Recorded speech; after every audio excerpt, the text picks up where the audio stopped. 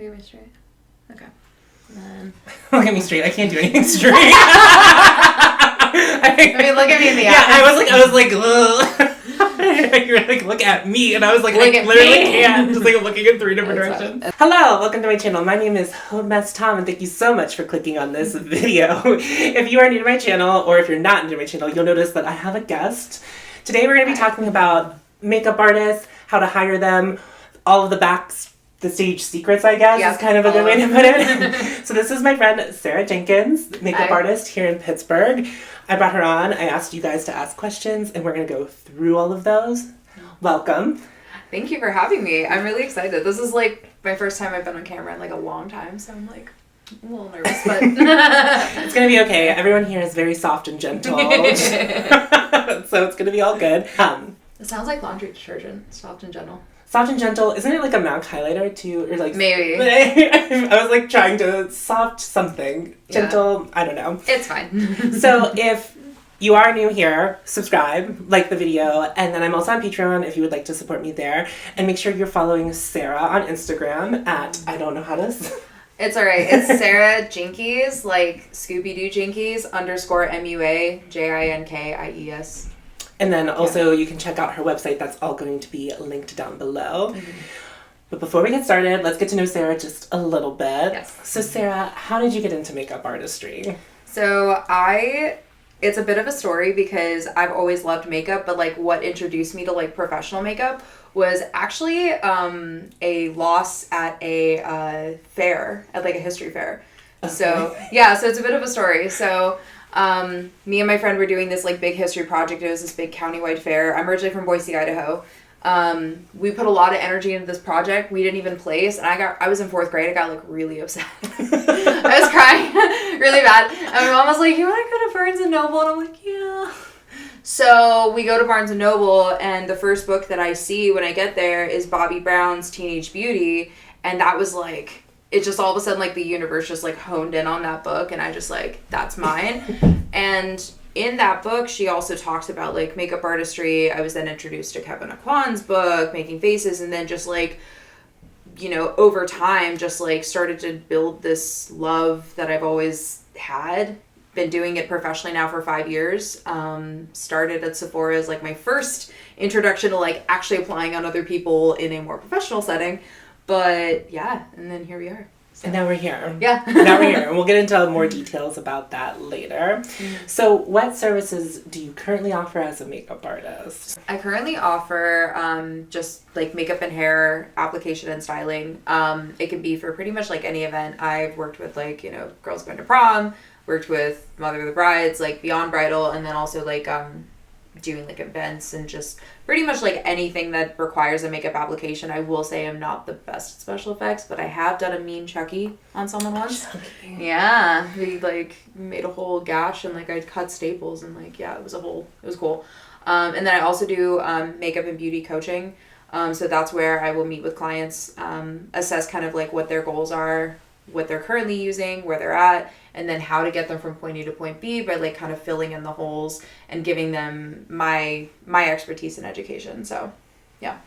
I think I'm like really excited about that particular service and how that's going to go, because I think that in modern lifetimes, that makes a lot of sense. I'm sure people might be more comfortable with that as opposed to other things right now. I think especially with like everything out there being so like generalized, meaning you'll see a review video for a foundation and it seems getting attacked. You'll see things and it works for someone, but there's so many other factors that go underneath it as to why something works, that when maybe somebody tries something at home and it doesn't work, sometimes people can take that really personally and it's not.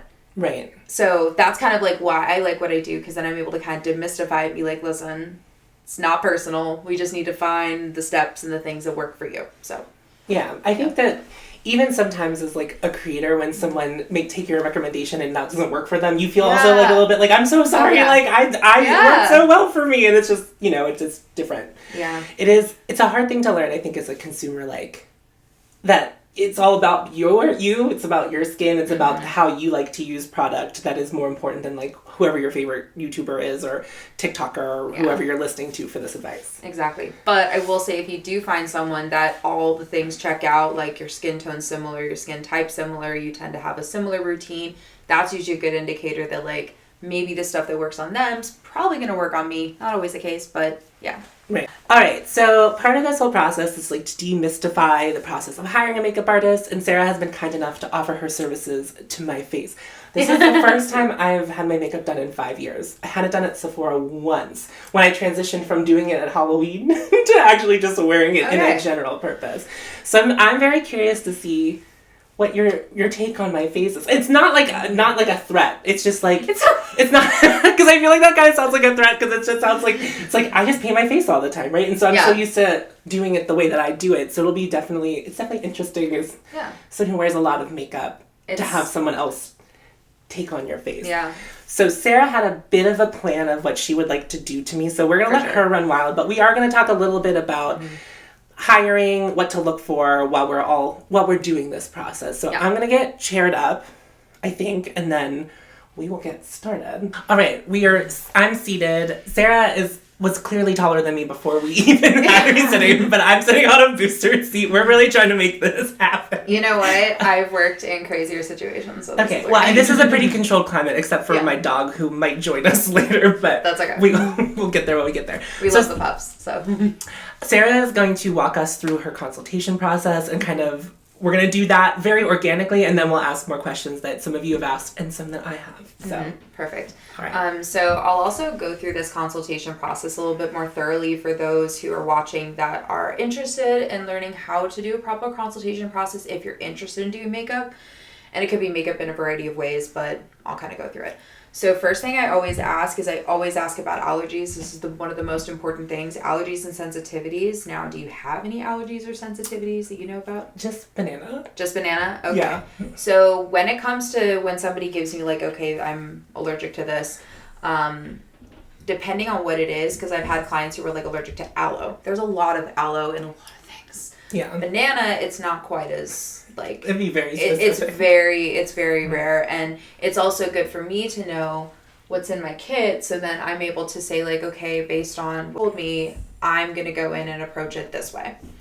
Okay, so just bananas and then and pollen, fresh out. Yeah, so. yeah. Good thing. How's your skin type like on a day-to-day basis? So I find that I lead more oily. Okay. Yeah. So do you have areas that are oilier than others? Definitely T-zone. Okay. So like typical and like kind of the high point of the cheeks. So if my highlight ever wears off, it's just gonna be it's gonna be glowy. Yeah, it's just greasy. So for everybody at home, just so you know, I did wash my hands with soap and water before I got started, and then I have sanitizing wipes, I have hand sanitizer, but sometimes I just like to take 70% alcohol because it's quick, and it's also like when I let it fully dry and rub it in, it's sanitizing. So I really hope you moisturize your hands a ton. So much. Okay. So much. These are some of the most exfoliated hands you will ever see on the face of this planet, like makeup artist hands that they are. Okay. So what I'm going to do first is I'm going to go in and just kind of feel the skin, and this is going to help me determine, I start to feel for patches of dryness, I start to feel for any sort of scaliness. I also look for active oil production, and the way I kind of sense that is I just feel like oil breaking through the skin. It sounds weird, but like bear with me here. Okay, so when was the last time you cleansed and moisturized? I cleansed maybe about 2 hours before you got here. 2 hours? Okay. Yeah. And then you moisturized also, I take it? Yeah. Okay. Yeah, so I'm feeling a little bit of oiliness break through here. And the way you can kind of tell that versus a moisturizer is the oil will kind of stay a little bit more on your fingers versus the moisturizer absorbs a little bit more. Okay. So that's like this has like been stuff that I've just like practiced over time. So like if you're not good at it immediately, that's okay too. What I will do is I will be taking away some of the oil just so that it doesn't interfere with the makeup application, but that's normal. All right. Let's talk about the look. Okay. What do you have planned for me? What do I have planned? I just love the fact that you don't have eyebrows, so I'm going to use it up to my advantage because most clients I use have eyebrows. Yes. So I'm going to do some like beautiful like bright colors kind of going into like your temples. Yes. But I also really want to focus on like super beautiful, like perfect skin.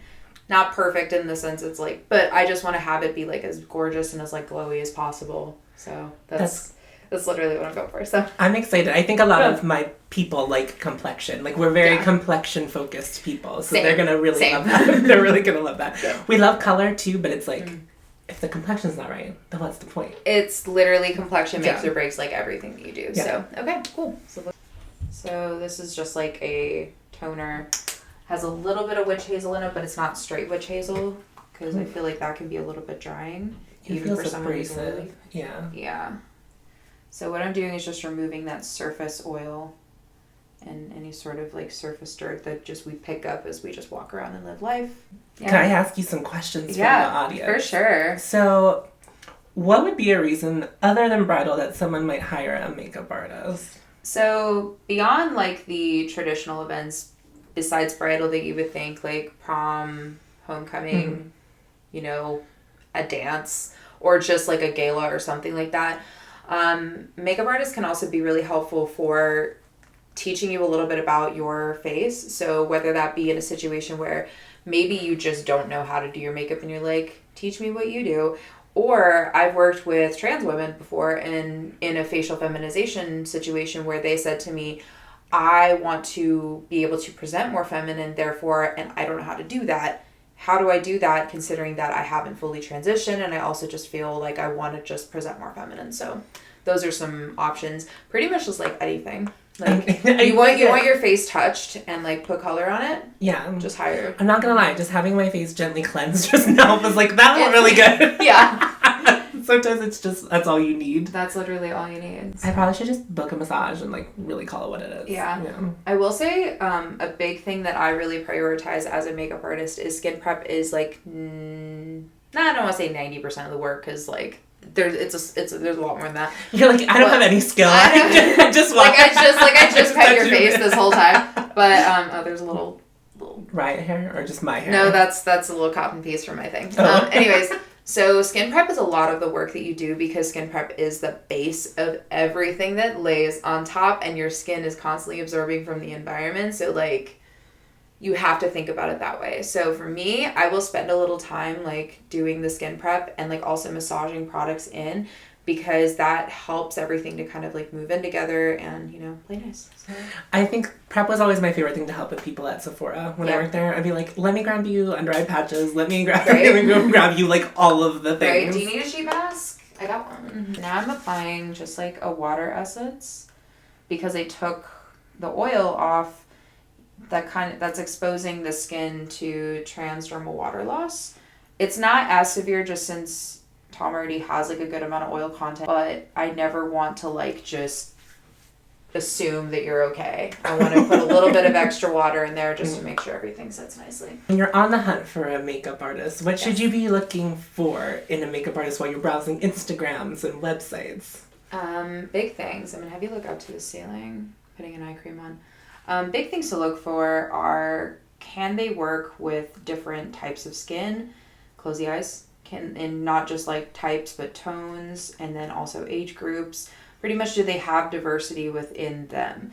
Now, their portfolio, meaning their like main body of work, may not necessarily be diverse, but you do want to occasionally look for those spots of diversity where they've shown I can do work on a variety of different people. Because like me personally, I feel like we should be supporting people who do prioritize diversity within their work. That's just my personal opinion. And also cleanliness. Cleanliness is really huge. And you can often find that if you're able to catch any sort of bits of someone's kit, you can tend to see kind of what their cleanliness level is. Like, and that isn't at all to shame people and say like, you should go on there and be like, you know, if their kit's dirty, be like, ugh, looks so gross. You're a terrible makeup artist. It's not that. It's that if you're looking to hire somebody with like the best outcome, good diversity of portfolio, good diversity of work, and cleanliness, those are to me are like the 3 keys because that really makes or breaks a makeup application. And also just like your experience, because the last thing you want to like see is like someone like take a brush, put it in a cream product, put it on your face because you're like, how many times have you done that? Oh, yeah. Yeah. Things to consider. Yeah, definitely things to consider. Like when you're in that process, what types of questions should you be asking a makeup artist, like before deciding to work with them? So it depends. So if you're let's say working with them in like an event situation, a trial is always a good idea. If you're like, I'm not sure about them, because also too, like, you know, you're not gonna, some of those things you're not gonna necessarily see. And also, like, it doesn't hurt to like ask to speak to them on the phone, or like set up like a consultation, meaning like say like, hey, like I just want to talk to you for like 15 minutes just to get an idea of like what you're about. As far as like specific questions to ask, you just want to ask like, what's your experience, like what have you done, but also like look at their portfolio, because I feel like the portfolio will tell you a lot about if you'll vibe or not. I'm just putting a moisturizer on and just really like pressing it in and massaging. And I also put an eye cream on. So is this that brand that you were telling me about? Arcana? Yeah, this is. It all smells really, really nice. It is really nice. It's very just like clean and almost like a little bit herbal, but not like patchouli. Yeah. Just like no, just a little. It's not what's the word? It's not crunchy. No. It's not like the Ritual Defeat foundation that I just reviewed. It smelled like patchouli. Oh God. I was like, why does it smell like this? Yeah. What can we expect from there moving forward? Like as far as like, I know contracts are a thing, because we discussed those whenever we were talking. When we were setting this up, we talked a little bit about that. Contracts can be a thing, depending on like what the service is. So if it's like a bridal service, like you're likely gonna have a contract, because that's a vendor. That's like a wedding vendor situation. You would have a contract with your florist as you would your makeup artist. Now, when it comes to like a do and go, which is basically you're going to a gala tonight or something, I'm coming to just apply makeup and then leave. That's usually when you would want to maybe clarify with them what their terms of service are. So like in case someone were to, God forbid, get sick, what's the deal with like if there's any deposit required, you know, if someone had to cancel within 24 hours, what does that look like? That's usually when you want to like clarify with them what their terms of service are. And then once you actually get in the chair, it's really just a matter of come with like what it is that you want, like inspiration. And also be open to whatever their interpretation is. A lot of times, too, when people present inspiration, it can be good, but I also think it's good to also have a little bit of detachment from it, because sometimes you can bring a photo of, like, you know, like I hate to throw Kim Kardashian under the bus because she gets thrown under all the time with this. But like the conversation about what natural makeup is. Yeah, like a lot of, actually there was one makeup artist who, it was like after the Met Gala that like perfectly like said it was neutral versus natural, but it's the idea that when you bring inspiration, also have a sense that you also have a different face than that person. You have a different skin type than that person probably, and different lighting maybe than like that lighting, and there also may be filters and editing and so many other things that you're not aware of. So go in with a level of like realism. All right, I'm gonna put this lip mask on. This is the, you know, God rest her by beauty agave lip mask. Now I think is like a good, listeners, viewers, listen. What should we as like clients be prepared to answer as far as like in the chair? Because I know like sometimes during skin, like you asked me if my skin was oily, but like as someone who's like into skincare and makeup myself, these are things that I like have ready on the go because I'm like talking about them all the time and thinking about them all the time. But like what other questions like that? Like what skin type do you think you have? Should people be ready to answer? Yeah. Okay, so first of all, if you're a person with allergies, you probably know what they are, so just communicate them. And I would also recommend communicating them ahead of time, just in case it's like something that's really pervasive in a lot of product, like gluten. Like if someone has a severe gluten allergy, a lot of companies get their vitamin E from wheat germ. So it's good to know. And then sensitivities, that's kind of a broad category. So some people have skin that's sensitive just in general, meaning they're just naturally reactive to a lot of things. And some people's skin is what they call sensitized, which means usually that means that the barrier function's been compromised. The skin is having a reaction to something, or it was triggered by something, and it's causing now, you know, I'm not a dermatologist, so take that for what it is, but it's basically kind of causing what would be like a low-grade dermatitis. Potentially, again, go see a dermatologist if that's what you're dealing with, but knowing what caused that and kind of like what your sensitivities are if you have them. And then in terms of like skin type, this is where I think a lot of people can feel a little like, well, I don't know what it is. The idea is you don't want to think of your skin as like a singular type. I generally don't try to think of it that way. I think of it as like it's going to have portions that are specific ways. So much like Tom's skin has, you know, areas that are oilier and then areas that are probably more normal. I have oily areas right up here. I'm a little bit drier back here. That's fine. I would think of your skin in terms of like sections. So meaning if your skin has like a drier patch right here, just say that. Just say like it's drier here, it's more normal here, like I don't notice any oiliness or anything, or it's more oily up here and I get sweaty. Also knowing if you sweat on your face is really important, and you probably no, because like if you're going to an event and like you're at a wedding and you're having to like present a speech and you're like sweating bullets, like the last thing you want is your face to be melting off. So it's a good thing to know. I can confirm that has happened to me. Yep, exactly. And then also knowing what your, close the eyes please, what like skin products that you use in case they ask. Now that also depends on your artist. I'm nebby. Like, I am super nosy, so I will ask you, like, 20,000 questions, but that's me. Not all artists are like that. That's completely okay. Everyone works the way that they work, but it is good to maybe have that information on hand in case they decide to ask. Yeah, I think those are all good things. Yeah. Also, knowing whenever they say look up, they just mean your eyes, not your whole head, unless they guide your head. Yeah, no, it's just a thing. Yep. It is a thing. It can just spare you some internal embarrassment. It's not actually a big deal, but it's not. But it's just like, it is funny when you say look up and someone's whole head. And then also look down. Yeah. So many people will just like do this. It's kind of and that's okay. But like it usually means just look down with your eyelids, like you're looking like at your phone. So yeah.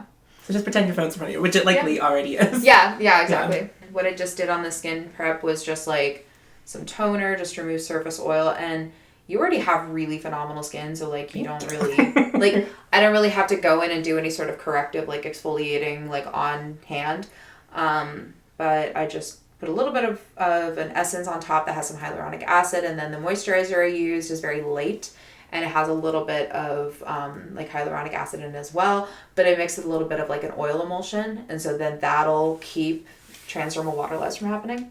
My skin's going to be hydrated. Your skin's going to be hydrated. Moisturized and hydrated. Very dewy. But yeah. And then lip mask and eye cream, and now we're good to get started. I see some familiar brands and brands that might not be familiar to people. Yes. I see some Makeup Forever. Yep. So what you'll often see too, at least in my kit, and there's a lot of makeup artists who are like this, is you'll see palettes like these. This one I bought, like an artist was splitting a bunch of concealers, and they'll do that in a hygienic environment. You just buy the split. But this I made myself. And it's got like all these crazy colors. I love to see it. Yeah. So reason being is like, especially with if you're working with which we could even talk about. I think one of your questions about learning how to match skin tones. Yes, I figured that would come up organically. Oh my god! So, here it goes. Yeah. So I think a lot of people with olive undertones really get nervous and suffer a lot from the makeup industry as a consumer. Do. Yeah. They're so overlooked. Yes. It's really annoying. So I think some people were like, what do you do in the case where you like encounter a skin tone that's like uncommon in consumer makeup? Like, would you, I think I know the answer, but I'm going to ask it because it was asked. Would you ever ask someone to bring their own complexion product? I know people probably try to force their makeup for you to use. Yeah. But. So that's kind of a dual-ended question. So if someone, let's say, has an allergy, or if I'm working with a client who has darker skin and they've had bad experiences working with makeup artists who are not darker skin like they are, I can understand that completely. And that's a situation where I'm like, listen, I want you to feel comfortable. I want you to do what you feel is right. And if you want me to use your complexion products, I'm 100% down with that. Now, the other side of it is that also a makeup artist ideally would know how to create a color with anything. So reason being, like why I have this, for example, right? Like this has like all kinds of crazy shades. Mm-hmm. So but if you look it down, I have like my primaries. I have my my straight blue, my red, my yellow, and then I have a bunch of other like mixing colors. This is where if I'm working with someone who maybe has like, and I actually just did someone's makeup who had like a really green undertone. I just took a nick of this blue, just right in there, and it was perfect. So it's also a matter of like your makeup artist and just makeup artists like really prioritizing knowing how to work in all situations, because really all you're doing is just problem solving. That's it. It's the longest of math problems. It is. Because it's also learning how to pick up visual cues and how to understand like, okay, if, for example, we'll take you for example. So I can see, the nice thing is that I can also see your chest, so then I can also see different tones there. Because what'll happen too is like if someone's getting photographed is the light here will bounce a little bit here, and if these two areas don't match, it looks really weird. Mm-hmm. So an instance here would be that you have a little bit of what I call like a surface tone, which you have a little bit of redness. That's normal. Again, all of this is normal. I'm only pointing it out for the sake of camera. Mm-hmm. So a little bit of surface tone with the redness. But if I look at the center of your chest, and then if I were to also look, if you turn this way, kind of towards the back of your neck, behind your ear, I can see that you actually have a little bit of like yellowy green under there, but it's not super pronounced. It's very light. Like it's not like a strong green. But then there's also areas where if I were to look on the inside of your wrist, there's also areas where you also have some pink and orange. So in this case, because this is all a big equation. In this case, what I would do is really focus the center of the face to match your chest, and then really just kind of take the outskirts and really match like any sort of areas of like redness or depth that I see. Well, I think it makes a lot of sense because I tend to use neutral foundations, because whenever you get to my neck and chest, it changes. It's like, I would say like cool tone in my face, but once you like work your way down, it starts shifting. So these are both Danessa Meyrick's, her Vision Cream Cover. So it's a concealer and a foundation, but I'm using it as a concealer today. Might use it as I may mix it with a moisturizer to make like a light foundation. So we love the power of mixing. I'm always starting to buy it, but I love that people can do it. Yeah. That's really what makes me happy. No, it's a lot of fun. It is. So, and then I always keep like a tissue handy. This was I think a Sephora trick that I learned. There's tissues everywhere. Just always keep a tissue handy in case you gotta like tap your brush on it or something. Grab my concealer brush for reference. This is the thing. You don't need this brush. No. I like this brush, and I have to have a crap ton of brushes. Sure. But you don't need this brush. Yeah. Reminder. Yeah. Yeah, you don't need any of this either. Like, I do this professionally, just so you know. Yeah, it's different. Okay. So, I'm going to start. I just have, like, my stainless steel palette. I'm just going to take a little bit of this. You can decide to work on the back of your hand. Just for today, I'm going to work here just because I'm feeling this will just be easier to just put down, so I'm not... In case I accidentally nick you with my arm. Don't want to do that. All right, I'm going to have you look up to the ceiling. Now, I'm starting with concealer first because this is going to help me. Because sometimes, too, when I'm creating a face, if there's so much redness on the skin and I can't really see kind of what's going to happen with the whole look color-wise, I will start with correcting any sort of like overtones or any undertone discoloration. Given that we've been talking... The skincare on your face has had some time to sit. Now, if this were a real-time makeup application, I'd probably start with like eyeshadow first, because then that would give the skin a little bit of time. So yeah, if you're also struggling with your makeup maybe not like going on as well, that's a good place to evaluate is, are you waiting time between skincare and makeup? You should wait about 5 to 10 minutes. So yeah. It's interesting. Yeah. I always feel like when I've had, this is the second time I've had my makeup done by someone else, but it's just like the gentleness of another hand versus like me applying makeup to myself. I'm just so abusive to myself. Do you smear? I feel like sometimes I'm heavy-handed. I think it depends on the thing. With eyeshadow, I like hold really close to the bottom of the brush whenever I do eyeshadow. How do you choke it? I don't. No. I hold it. On my complexion stuff, I feel like complexion. Yeah. Oh, you mean bottom of the brush like this? Yeah. I thought you meant towards. Not the bottom of the ferrules. No. Never mind. No. I feel like I'm very light-handed with eyeshadow, but when it comes to like complexion, Like, I'm buffing in a foundation. Like, I'm buffing it into the skin. I'm taking a little bit of that concealer color and just kind of correcting down here underneath the nose. Now, the two colors I used, my rationale behind this is this color from Danessa Marks. This is N01. So this one is like her latest, and it has a bit of that like true yellow, almost a hint of like orange in it, but just like barely any. And then I also put in a dash of Warm One. Warm One, as you can see, is very like red-orange undertone. Now what that's going to do is kind of help to bring in some of this redness, but like not keep your skin red. It's just like a hint of it. Just because if I were to go straight like to the tone that's on your chest exactly, it might look kind of weird, and you'd be like, why does my face look very yellow? Why does my face look really white? Very pale. So. I know that I'm very pale, though. That's okay. Yeah. No, some people think that's like a bad thing. I remember working at Sephora, people be like, I'm so pale. I'm like, no, you're just fair. That's fine.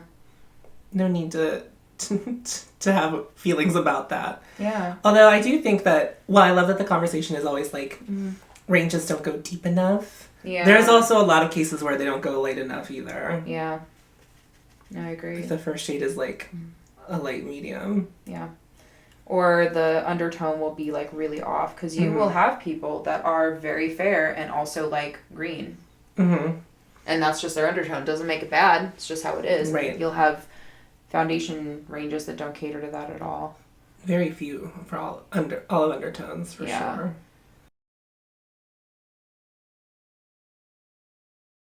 So now that I've like corrected all of this and I've corrected some of this, I also want to go in, because you have a bit of a beard, so I want to make sure that I hit some of this, because if, for example, if you're working with people who have beards or any sort of facial hair and they're like really red down here, but they're like not as red up here, you want to make sure that everything looks as natural as possible. Actually, like grooming makeup, like especially working with people with any sort of facial hair, and it's supposed to look like not makeup at all, predominantly like cishet men.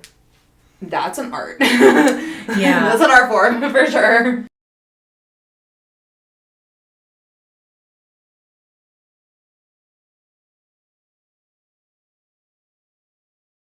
Just right here, so I can start lightening the base of the eyelid a little bit, but not too much. I have an eyeshadow base that has some color in it.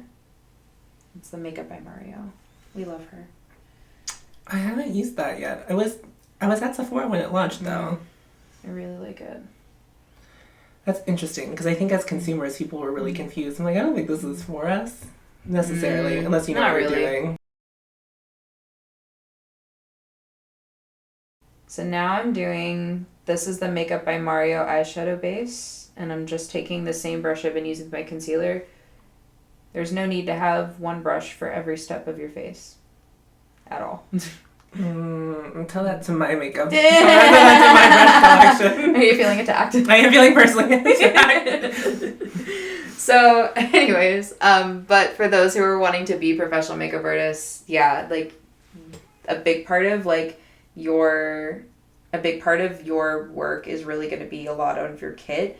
So it's also good to keep that in mind, that you will need a butt ton of brushes. Butt ton. Anyway, for more clients, right? When you have multiple clients. You do not want to be using some quick Cinema Secrets cleaner and then just move into the next person. That's not the way to go. You want to have a clean hand wash brush for every single person. It's a little bit more work and a little more labor intensive, but it's part of your job. But as far as we were talking about the concealer splits, so for those who are looking to get into professional makeup, that's a really good way to start building your kit. Is there are groups online, professional makeup swap groups, usually on Facebook, where you can order. Somebody say hey, I bought a bunch of these foundations. I've got 7 kits of them, little bottles, and I'm just selling them. Or also just makeup groups in general are really good for because it's all about figuring out all the problems. So how do I prep for dry skin? What do I do when this client emails me this about this contract? There's so many small things that you don't think about. Some of the groups, I will say, they don't accept non-pros, but there are a few like professional groups that also do allow aspiring pros in there. So you definitely want to look at them and join them if you're curious, because you'll get a lot of information. More information than you probably care to know. But like you definitely want to know. Yeah. You definitely want scenarios that you hope to never encounter. You hope to never encounter. Just like none. Also, when a makeup artist asks you to close your eyes, do not squint them closed. Just gently. They just need to be touching. They just need to be contact. Please don't. I just thought I would throw that out because I have made that mistake before as a client. It was the first time though, but I think that's another. I think that some people get intimidated by that. It's like you just. It's like not a big deal if you do it in real life, but it is like one of those things that I could feel someone who's like an introvert who like finally took the plunge to hire a makeup artist, squinting their eyes whenever they close them, and they're like, you know. Yep. Also, I'm feeling the inspiration. You remember? It's like Sanrio, the little twins. Yes. I'm feeling that color inspiration right now. Like the blue, like baby blue and baby pink and some gold. Oh yeah. Yeah, I'm into it. I'm so into it. I always say that I really like the color pink, but I never use it on my face. Like, and so today we're gonna do it. Everyone's gonna be so pleased. Everyone thinks that I look really good in pink, and I don't not look good in pink, but I very much like I do a lot of red, a lot of ruddy, like stuff. And then green on the eyes. Always. That's like green on the eyes, orange on the cheeks is like typically my MO. Michelle Visage would hate you. I know. Michelle be like, excuse me, what do you think you're doing? I'm like, no, this is just like literally how I do it. Oh, this is so much fun. I never get clients without brows, so this is always really fun. They're freshly shaved for you too. Oh my gosh. Just for me? Just for you. I was like, we're gonna clean it. Yeah. I normally do like every 3 days or so they start getting that weird 5 o'clock shadow. Mm-hmm. You know, I'll say this to anyone who wanted to explore the browless lifestyle, is if you shave them, they'll grow back. But if you're plucking and waxing them, that's different. They might not.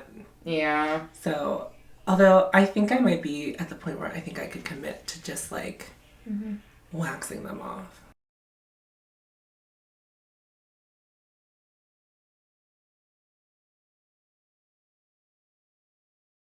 I'm going to try not to look at myself in the monitor. Yeah, I want to be surprised. So people ask some general questions on like aging skin. A lot of my viewers, a lot of my subscribers, they are in the like between 40 and 50. That's like the majority of my viewership, which I love.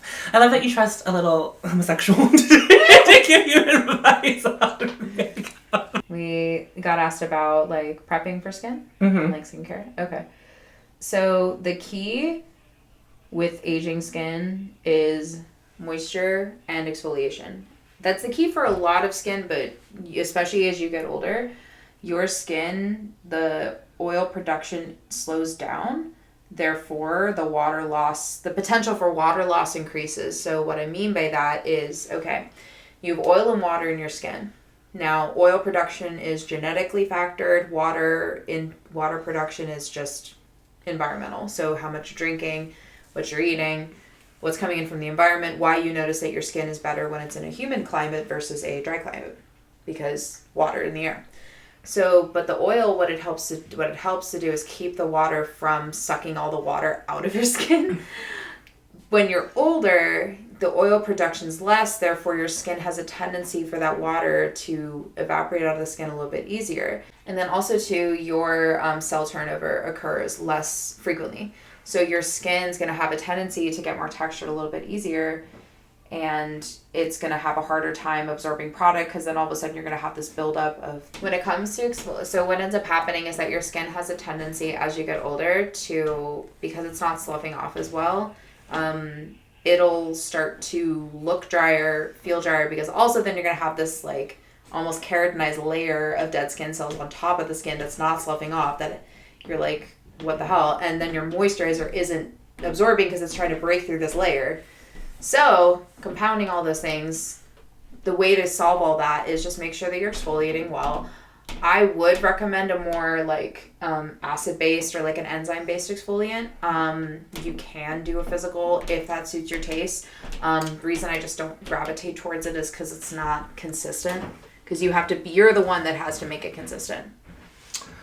You know what? I agree with you. I think a lot of people hear the word acid as an exfoliator and they get really nervous about it. Yeah. And it's or not chemical. Yeah, chemical. It's like not that scary.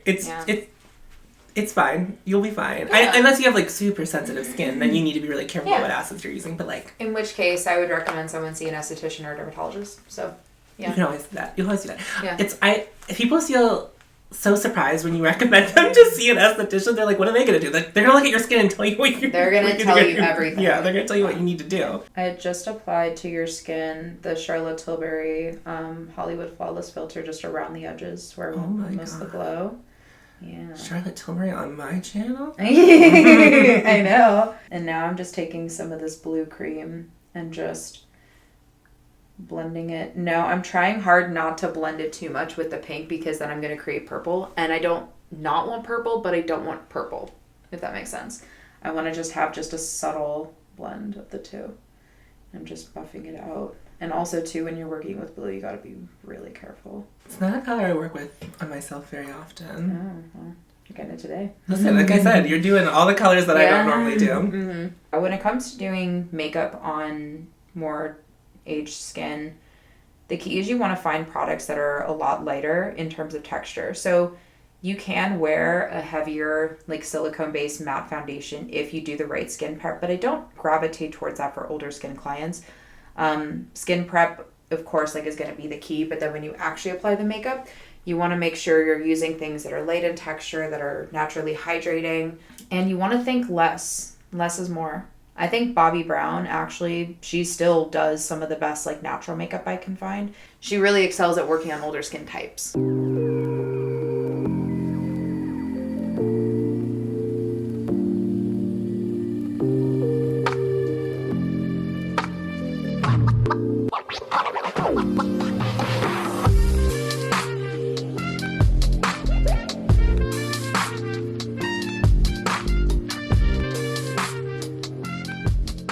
What do you get sick of as a professional makeup artist? I will say it's probably the natural, but like not natural makeup requests. Yeah. Those do get kind of get to me a little bit where I just like someone will show me, which by the way we're using this right. Because you are editorial brights. It's a great one. Yeah. It's a really good staple to have. I do get a little bit annoyed when someone says like, oh, I don't wear any makeup, I just want it to be natural, but then they'll show me a photo of someone who's wearing, I know, like a ton of makeup. And I'm just like... I would say Kim Kardashian is like, or Khloe, like the Kardashians come up a lot when people say natural makeup. It's just like, it's not really, I get why people say it, but I can understand as like a makeup artist getting that request, hearing one thing and them actually meaning another thing is tough. Yeah, but then also too, like, you know, to not totally throw that client under the bus, because the thing is that this is what I do professionally. I speak the language of makeup. This is what you do professionally. You speak the language of makeup.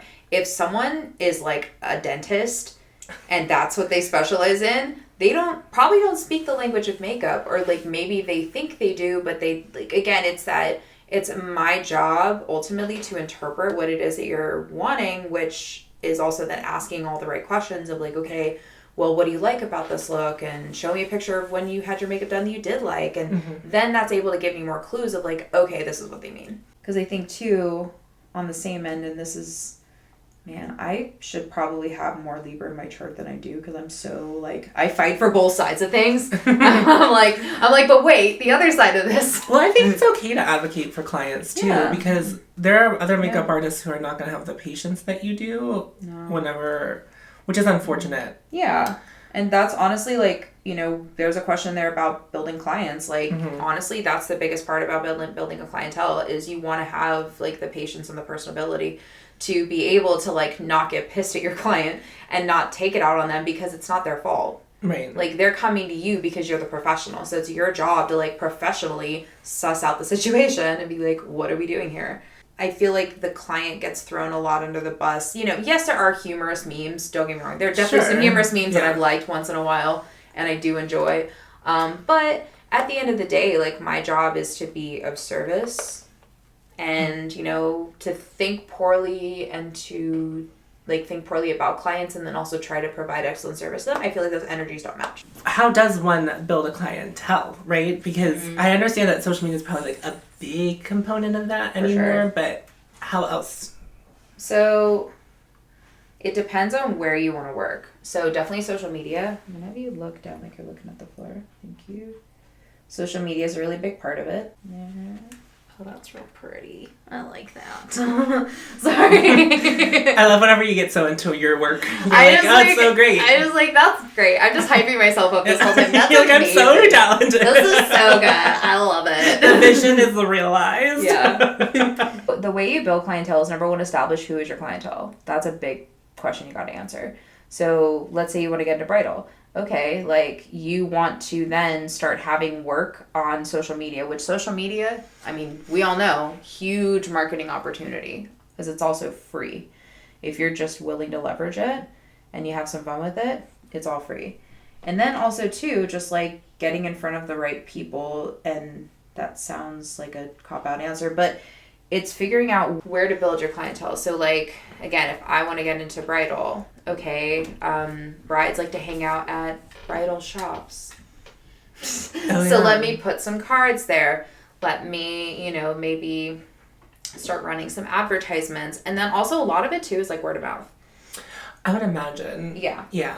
If you do the things that you're supposed to do, if you show up, if you're professional, if you're on time, which, I mean, I'm saying all these things as having learned them, so I'm not saying this from a place of like I'm perfect at all.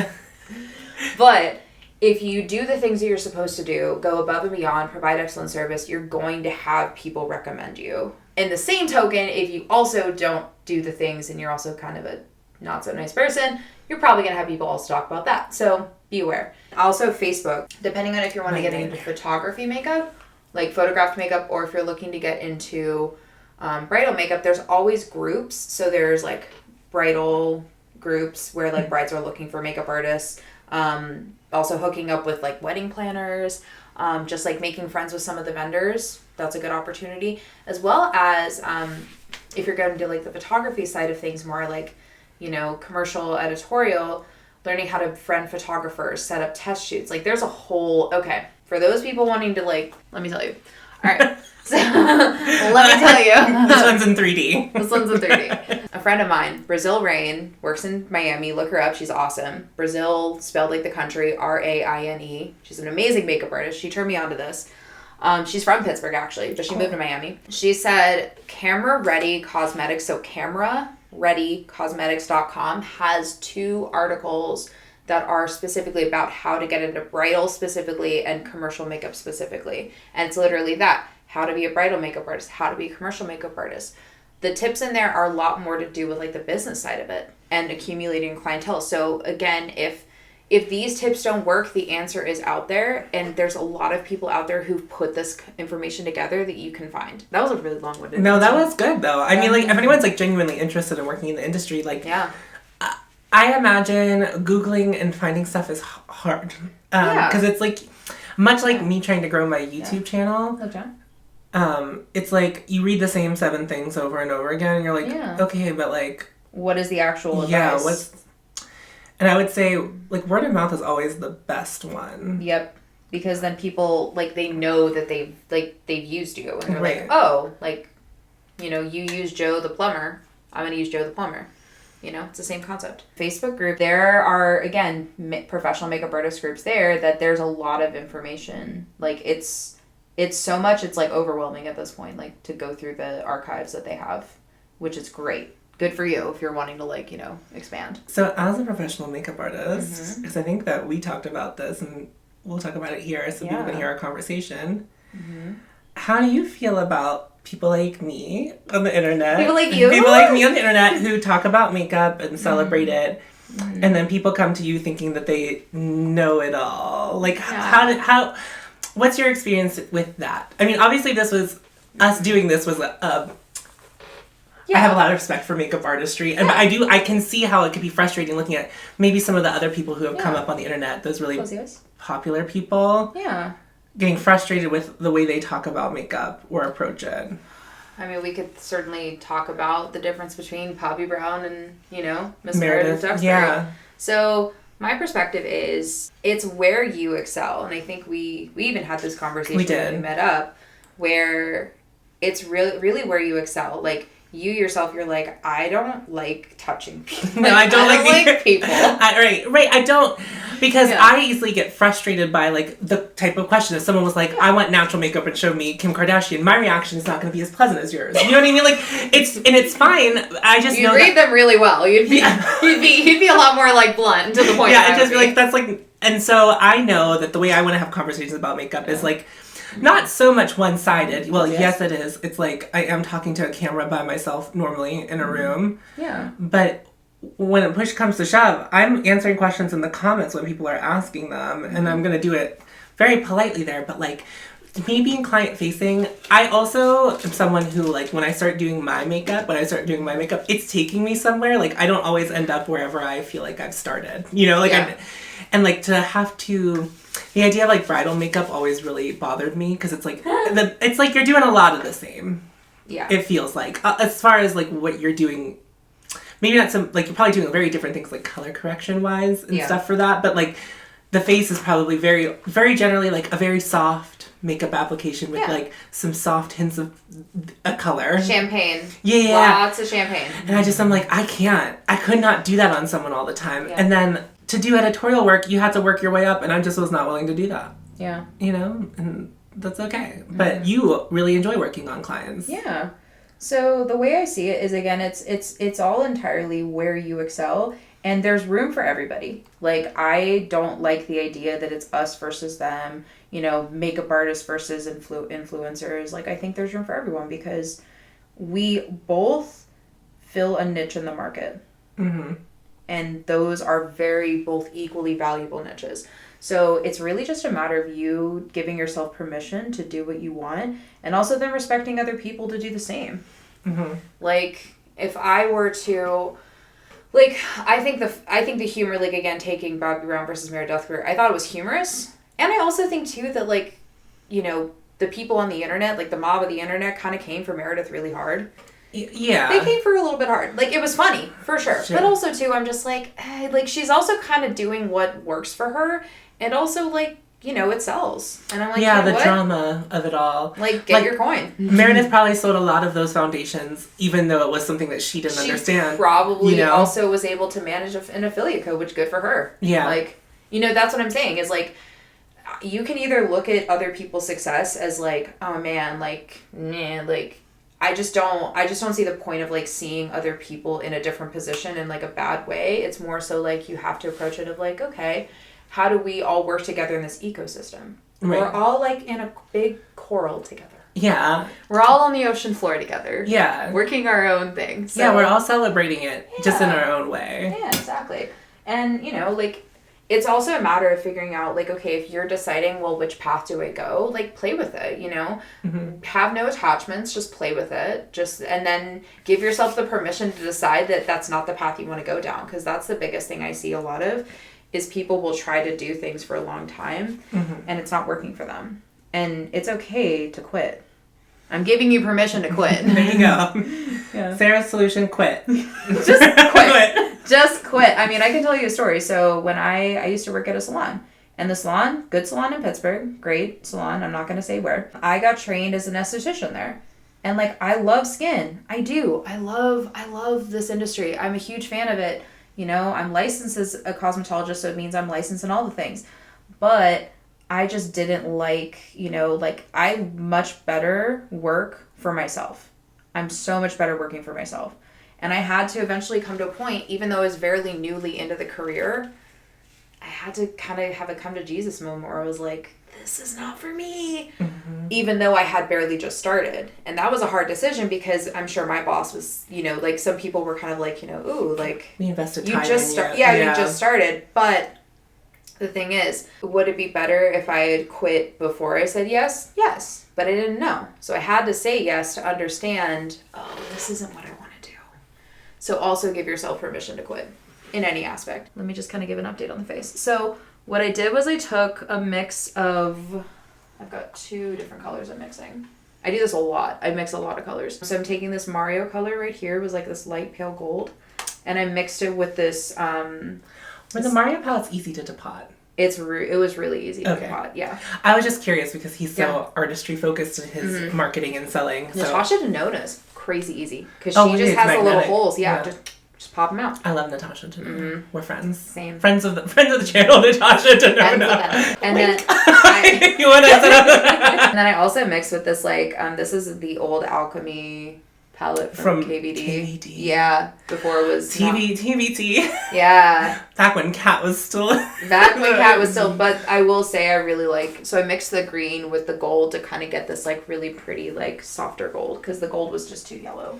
Obviously, we'll be doing close-ups on my face later, so you can see everything. Yeah. Similarly, equal but opposite energy as far as finding your place. Whenever I was working at Sephora, I realized that leaving the client facing stuff still left a hole. And I've had this YouTube channel for a while, but as soon as I quit Sephora, I kind of just made this my part-time job where I would be on the weekends filming and editing probably for just as many hours as I would have been working at Sephora throughout the week.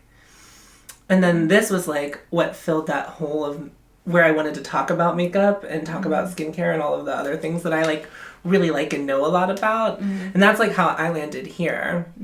And then equally by word of mouth, by other creators talking about me and sharing me, that's how I've gotten any semblance of a following here. So it's really interesting. There are parallels between what we're doing. It's just the application is just a little different. Well, and it's just it's also on a grander, I guess, esoteric level. It's just having faith in yourself.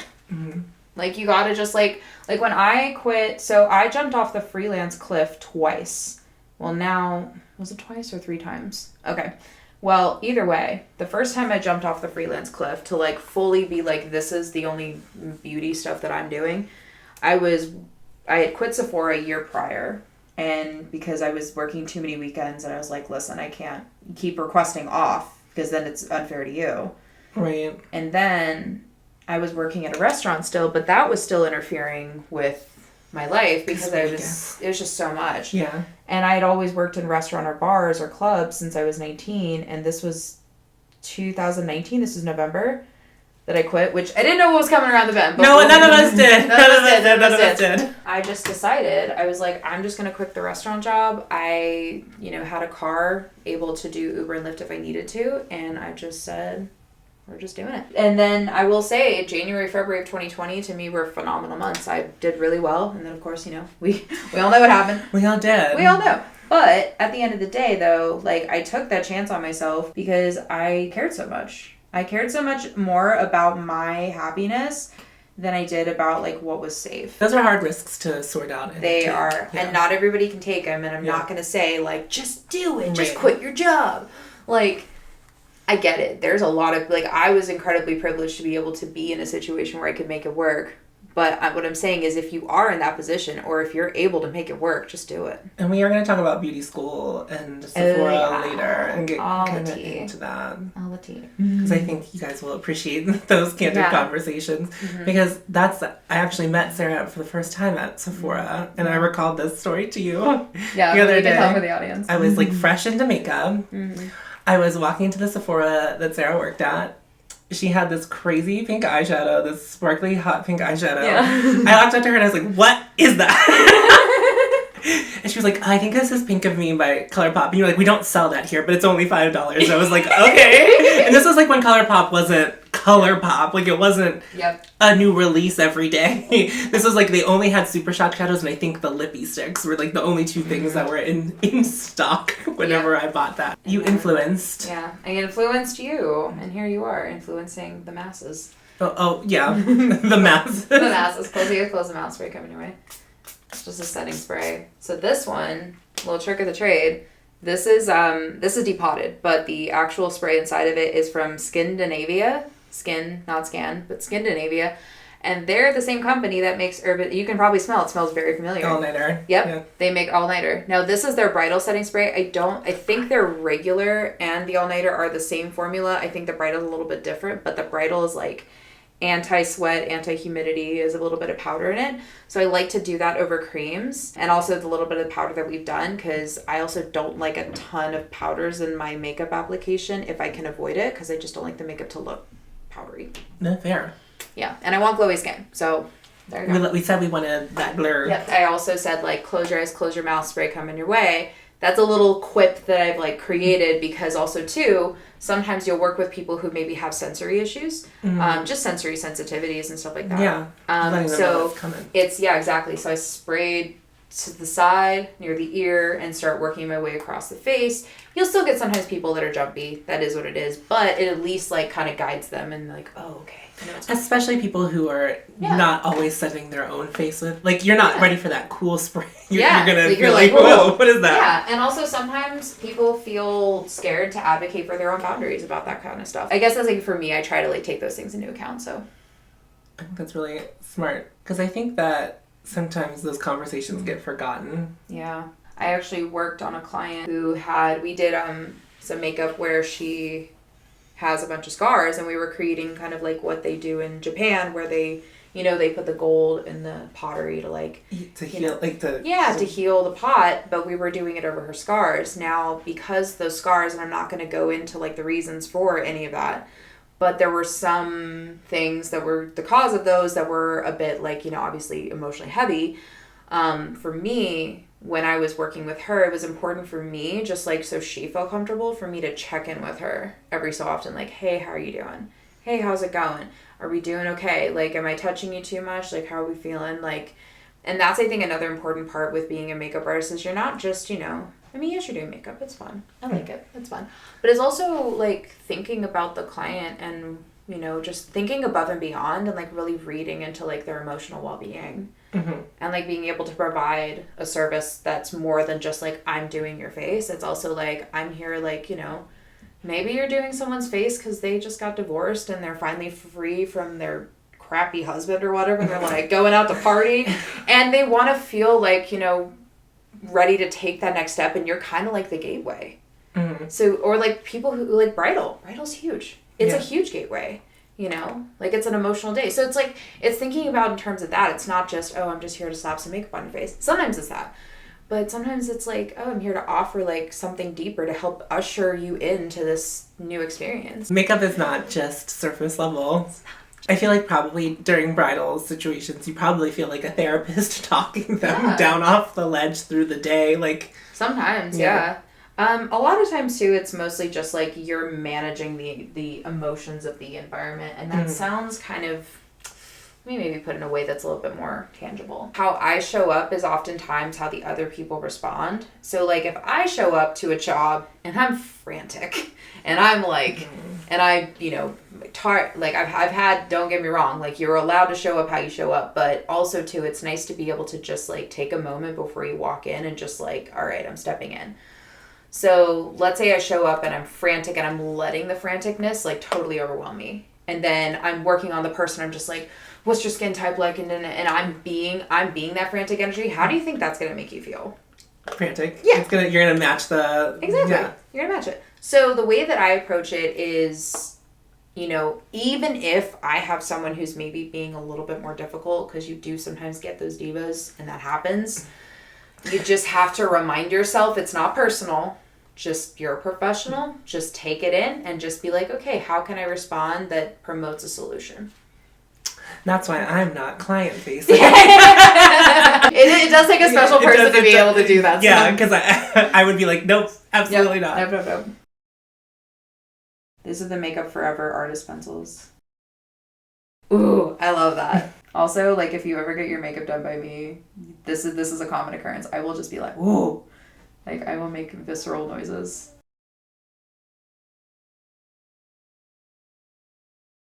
Whenever I put on blush, I'm like... You're like, yes. That's whenever I start feeling the oats, as they say. Feeling the fantasy? Yeah, I, like, put on one cheek and I'm like, ooh. Yeah. Ooh, and then another cheek and I'm like, ooh.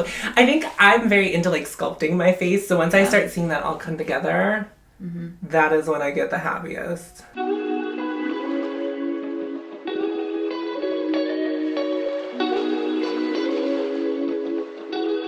This is something that I simply do not make time for it. Not a big eyeliner person. All right. What happened? This is a moment where I'm going to make an executive decision. So this is also a moment sometimes that happens. Sometimes you have an idea in your head and it doesn't go the way you planned. So you have to course correct. Also, just so people know, this is just micellar water. I have these in these tiny little bottles. I depotted it myself. And I'm taking a fresh Q-tip and I'm just hitting with a little bit. But the trick is, once this has touched their eye, I am not, that is completely, yep, not going back. That's a huge thing for those who want to get into makeup, is definitely know your sanitation. I can't tell you how many artists I've seen, and I'm sure we've all seen online, that are just dirty, and I'm like, bro, not cool. When you shared a profile on Instagram like during COVID. Yeah. That was all about makeup sanitation. And like sanitation conversation. Yes. I believe it was, yeah. That was a really helpful resource. I basically follow anyone you tell me to. Ah! Anytime. I should maybe be an influencer then, because I'm influencing you. So you are. I appreciate that. Thank you. No, That's a lot. there are people where even if I'm not having regular conversations with them, I'm like, I really trust that person. Aww. When they say something, I listen. It is important also too to, like, I think, you know, when you have, you know, any sort of influence, and I'm sure you're seeing this on your side, where it is important to kind of take that role, you know, not crazy seriously. You don't have to be like about it, but like, you know, like look up to something like being kind. I think is a huge thing. You know, extending yourself and just, you know, just being a good person. You always remind me of like this little ray of sunshine. Yeah. So I think you're really doing well on that influencing side of things. Thank you. What I was gonna say is that sometimes, again, this will happen.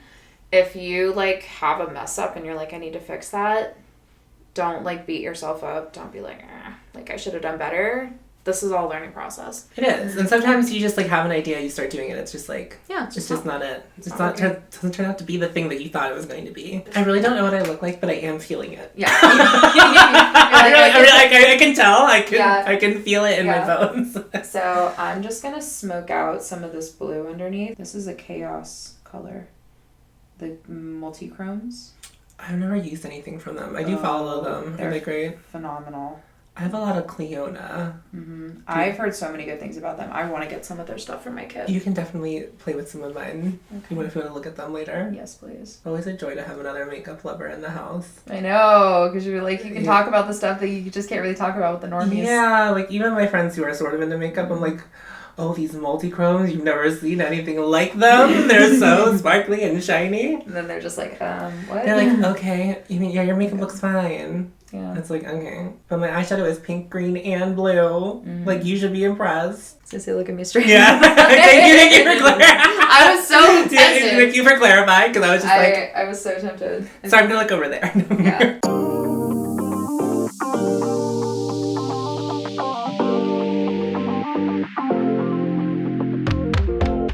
Gutsy of me to like do blue and like do your concealer first. Yeah, I was surprised. Yeah, I was like, you started using really bold colors, so I was like, we started with our face.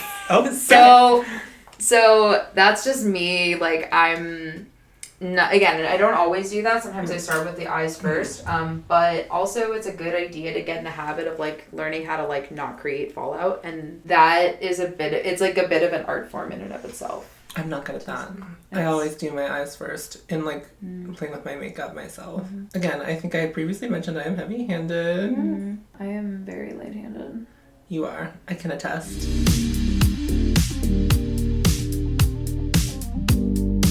This is the bane of any makeup artist's existence, is any sort of line work and making it even. You know who's really, audience, you know who really is good at line work? Our friend Karma.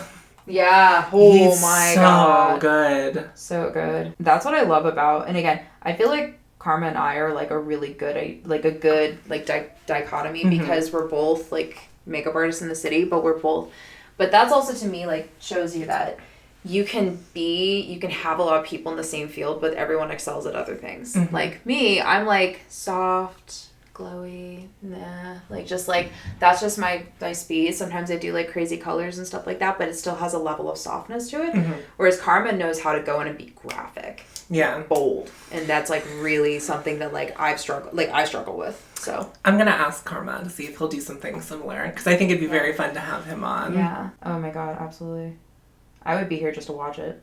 Oh my god. Yeah. A party. It's just a makeup artist party. I lied. Apparently I got a little bit of fallout, which happens. It happens. But that's why we also keep our concealer handy, just in case. Yes. But the fact that I was like able to knock it like a ton, like it's literally the tiniest amount, but I'm really picky. I'm really picky.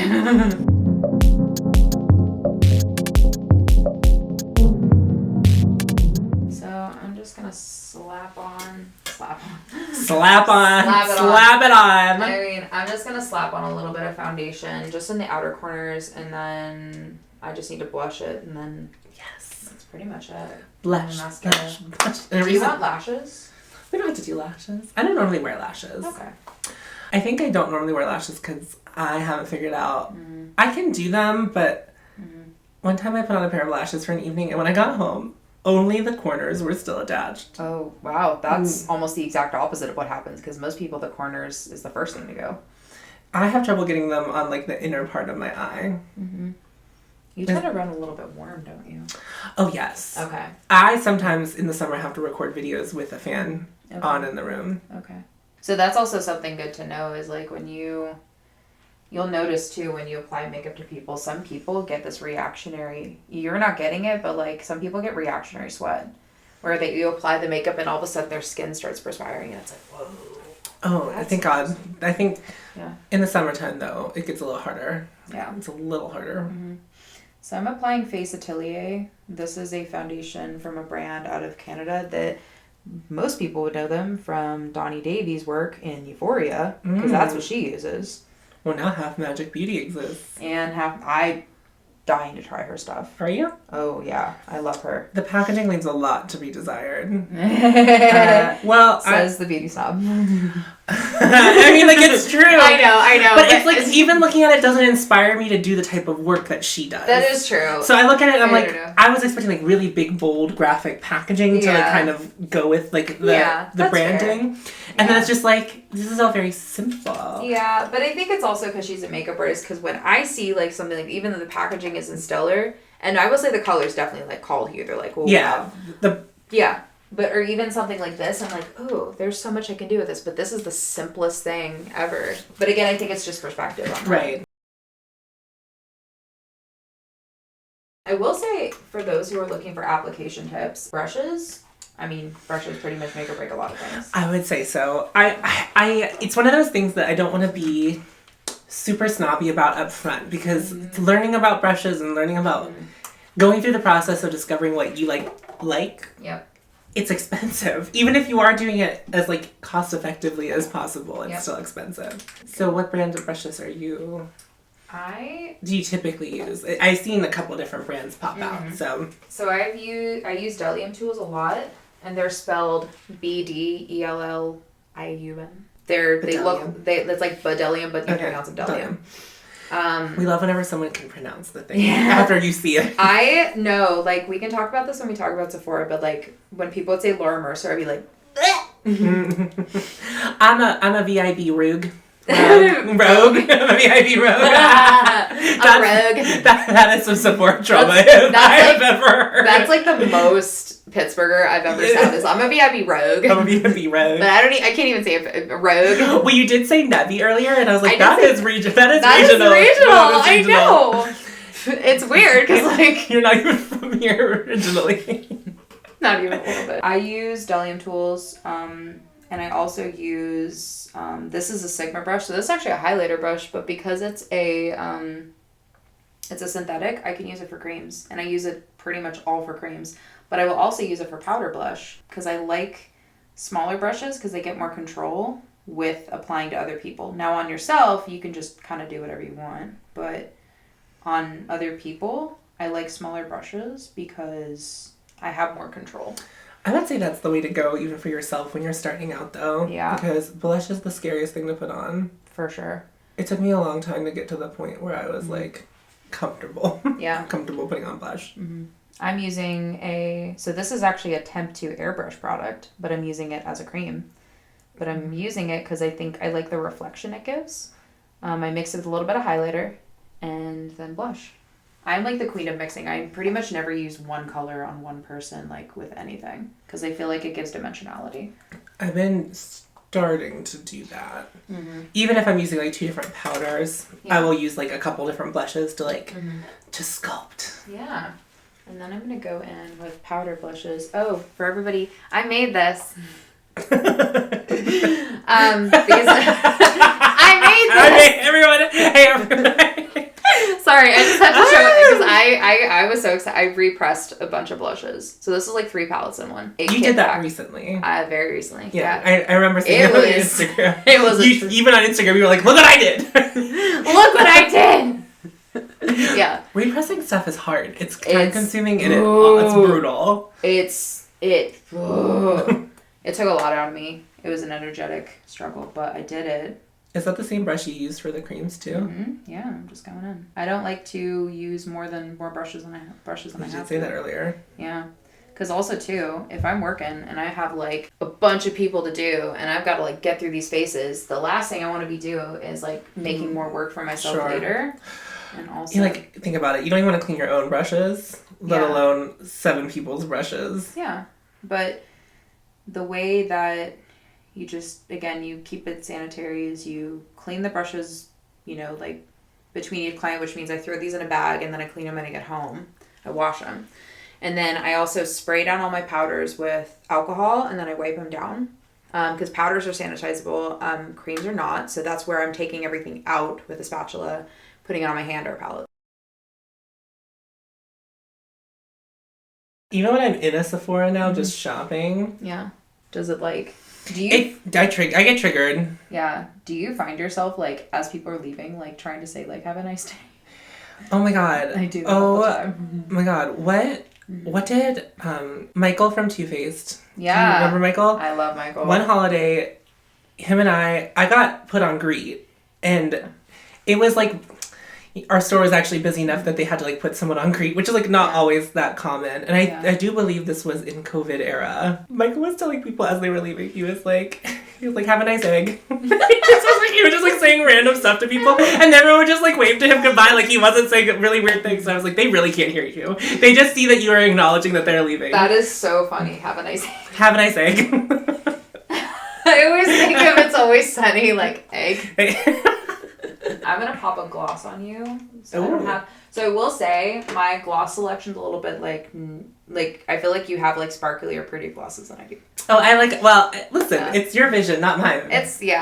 But also too, it's just because the market I work in. So right, yeah. I love a reflective anything. I like my face to just be flashback. Like that's my ideal situation. Just slick. Yeah, my whole concept. Mm-hmm. I'm watch the thing. Yeah. Oh, so if nobody can see that, so that is a mascara spoolie that is clean that I put in the mascara and I bent it, and now I'm gonna close this because that's called Sanitation. So yeah, I was like, ooh, this yeah. This is a good thing to look for when you're watching someone do this. Oh, for sure. Look down like you're looking at the floor. So the reason I bend it is because it takes all of the application work out of the arm and the shoulder and puts it into the wrist and the hand, and I'm not having to like wield it around, because if it was straight I would have to like do this. Sure. Almost like brushing your teeth.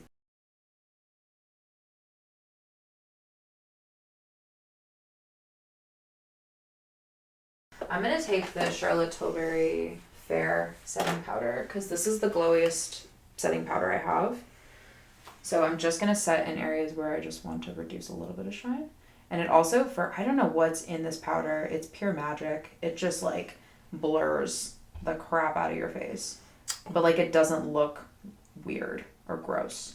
Sure. Like it looks nice. I've heard really good things about this powder. Mm-hmm. It's actually true. Like it's not just like... I believe you. I wasn't expecting you to pull a Charlotte Tilbury product out today. Yeah. And you pulled out a couple. No, her products, like not every one of them, like I will say that, like, obviously like buyer beware, but a lot of her products are really phenomenal. And we're going to do some of the KVD, the blue one, and I'm going to do this as like a brow bone highlight because we can, because you have the brow space. Isn't that fun? This is so much fun. This reminds me of Jenna Marbles when she like did this, and she was like she was drawing Nike shapes as her brows. There was a moment of time where I was blocking brows to try to do looks, and I was like, I would rather just not have them. Right. But also I've just found I like having the space when I'm doing like even more simple looks. Yeah. Let's do lip gloss. I'm gonna do. I have a color that has like blue sparkle in it. Just one though. Just one. Just one. Ooh, what brand is that? Fenty. Oh. Fenty has the best glosses in my opinion. They are really good. That's the only lip gloss I ever panned was a Fenty. That's not true. I've now panned. Pan. Huh? Oh, pan meaning you like used it all, yeah. Oh, I thought you meant like deep. I don't know why I think pan and depot is like the same thing because it's not. How often do I get to have my makeup done by someone else? Never. It's all just a ruse. I'm gonna have a makeup artist on just because I'm like, I just want to have someone else do it today. Right. Like I'm not in the game for, I just don't feel like it today. Yeah. Yeah, I have somewhere else to be tonight. I was just like, whatever they want to do. Yeah. You know what I'm gonna do the YouTube learned trick to get that. Yeah. To get it really going.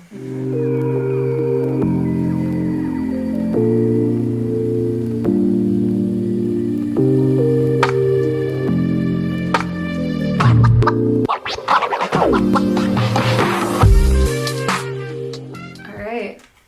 That's it. Okay. So, I don't think you've seen yourself. I really haven't. Do you have a hand mirror? There's that one on there. Oh, this is so gorgeous. Thank you. This. They did a lot of color. I love it. A lot of crazy colors. All the colors I don't normally use. And I love the lid. Mm-hmm. You said you mixed the... I mixed the Mario light gold. Here, I will show the people. So I mixed this light gold right here on this Mario. It's that one in the center of this upper piece. So let me show you. So I took my finger. I got it on my finger like that. And then I took the KVD green on my other finger, that. And then I can even just show you in real time. If I take it and go like this and go like that and just go back and forth, I get a whole new color. And I can just, so that creates, as you can see, this gold that has like a hint of green in it. But it's like, it's hard to see on this camera because it's not up close, but that's a really good way to like mix things. So. The skin's impeccable too. Thank you. The skin looks it's really glowy and gorgeous, but it's not oily. Yeah. No, like I said, I'm a huge fan when it comes to skin. To me, skin is like the most important part of it all. I think it's from all that Bobby Brown training when I was in 4th grade. In 4th grade, you picked up that book and you said, This is it. But like honestly, like skin really does make or break everything. So I'm gonna zoom you guys in. So I'll kind of walk the people through. Okay. So with pastel pink, I made these creams and then a pastel baby blue, and I just buffed it out. And then I did like some peacock shadow and I blended it out. Have you turned this way? And then I also put the KVD blue over top of that because ideally I just want it to blend into the skin and look like it's a natural part of the skin, which we know it's not though. And then the pink, and I added a hint of purple and a hint of teal right there. And then look down, and then we mixed the golds, and I just like blend it with my finger, look up. And then underneath is kind of just where I had some fun. I just did like some green in the center with some of that chaos, some blue over here with the chaos, and then just like some blue extended out. And then the glow on the skin, like I said, it's that temp 2, a little bit of that temp 2. And then I put a little bit of powder blush over top. So it just kind of like peeked through, but it wasn't like too shiny. Because I will say with glowy, and I know you like to look like a sweat bomb. I do. But I will say if you're designing a face and you're trying to create glow, you want to create it in certain areas. You want to have some areas that are matte and some areas that are glowy because then you don't lose the effect. Because if it's all glowy, none of it's glowy. So. No, I think this is great. Thank you. Oh, it's so good. Thank you. Oh. I'm glad I wore black because you could really have gone anywhere. Yeah. I'm glad you wore black. Ooh, okay. Yeah. I'm going to zoom you back out. Okay, so now there were more questions. We're going to clean up, transition, let some things charge, and then we will see you in a different area of the room. All right, see ya.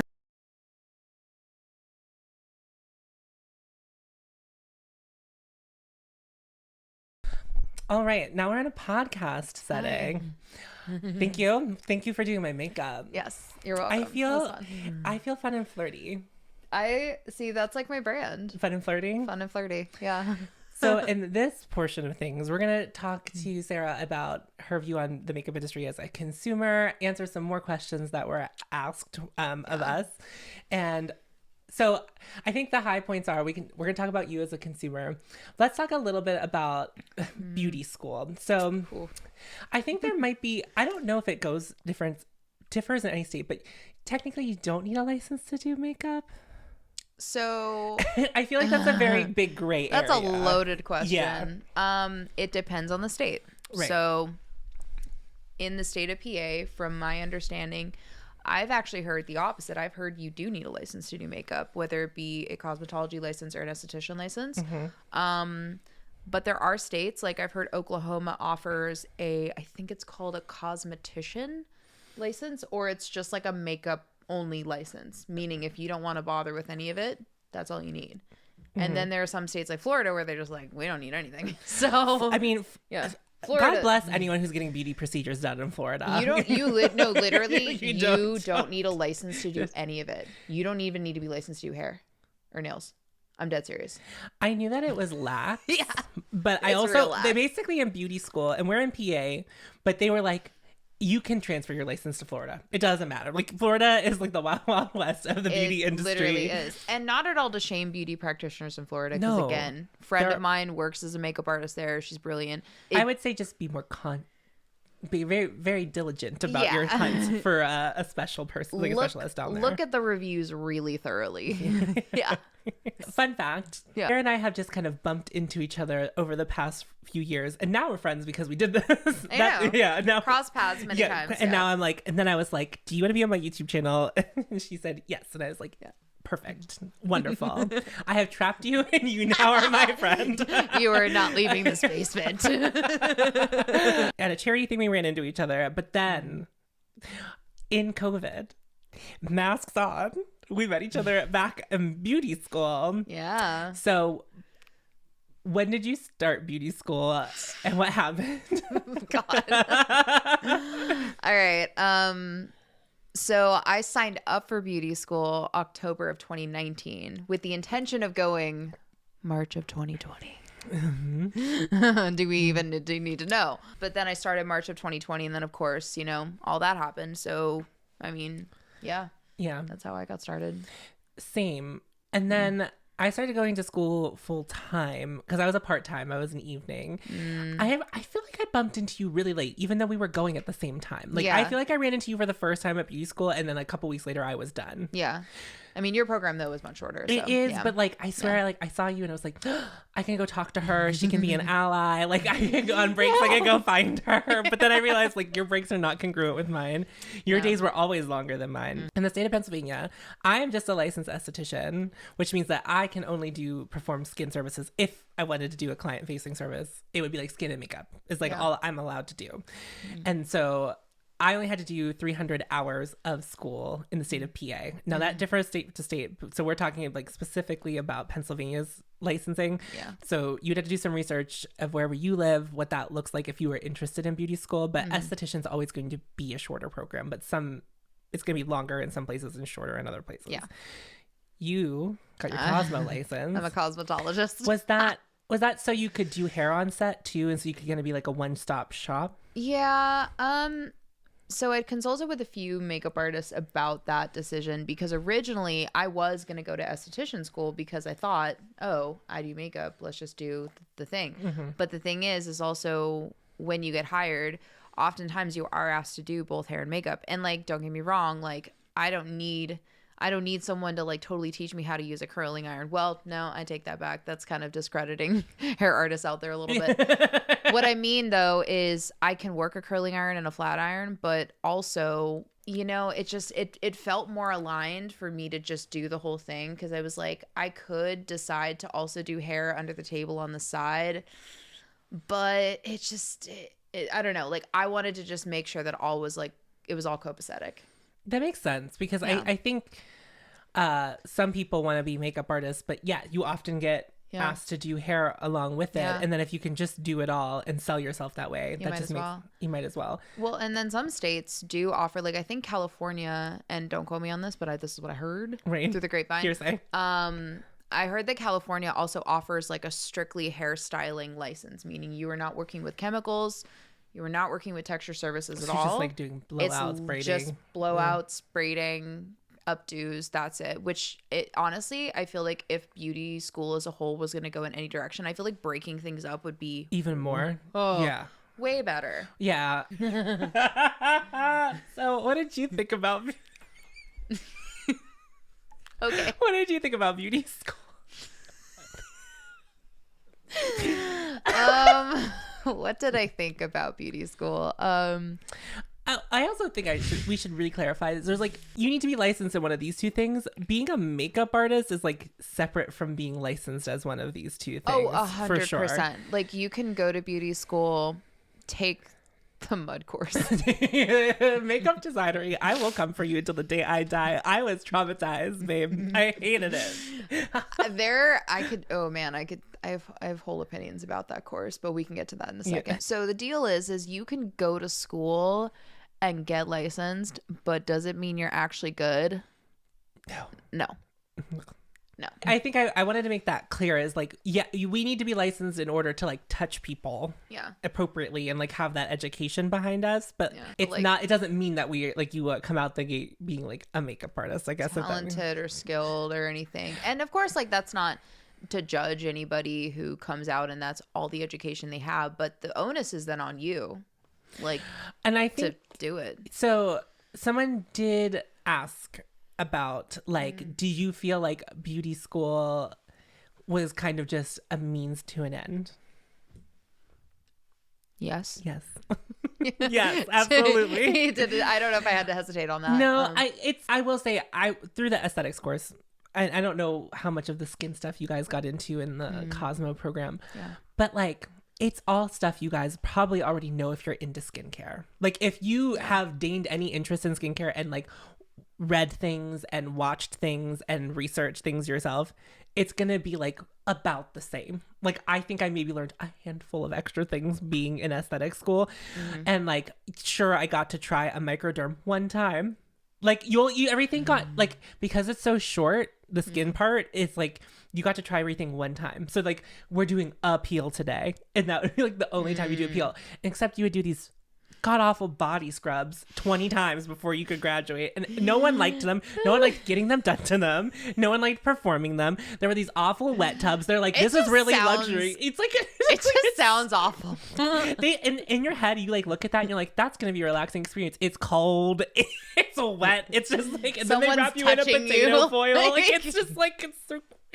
And I understand that like it feels like a rite of passage, but that's not how it felt to me. I was like, I could have gone without ever doing any of this. Yeah, that kind of sounds like how it was with the hair side of things and perms. I can't even tell you how many perms I've rolled because it's so many. Like, but no one really does perms.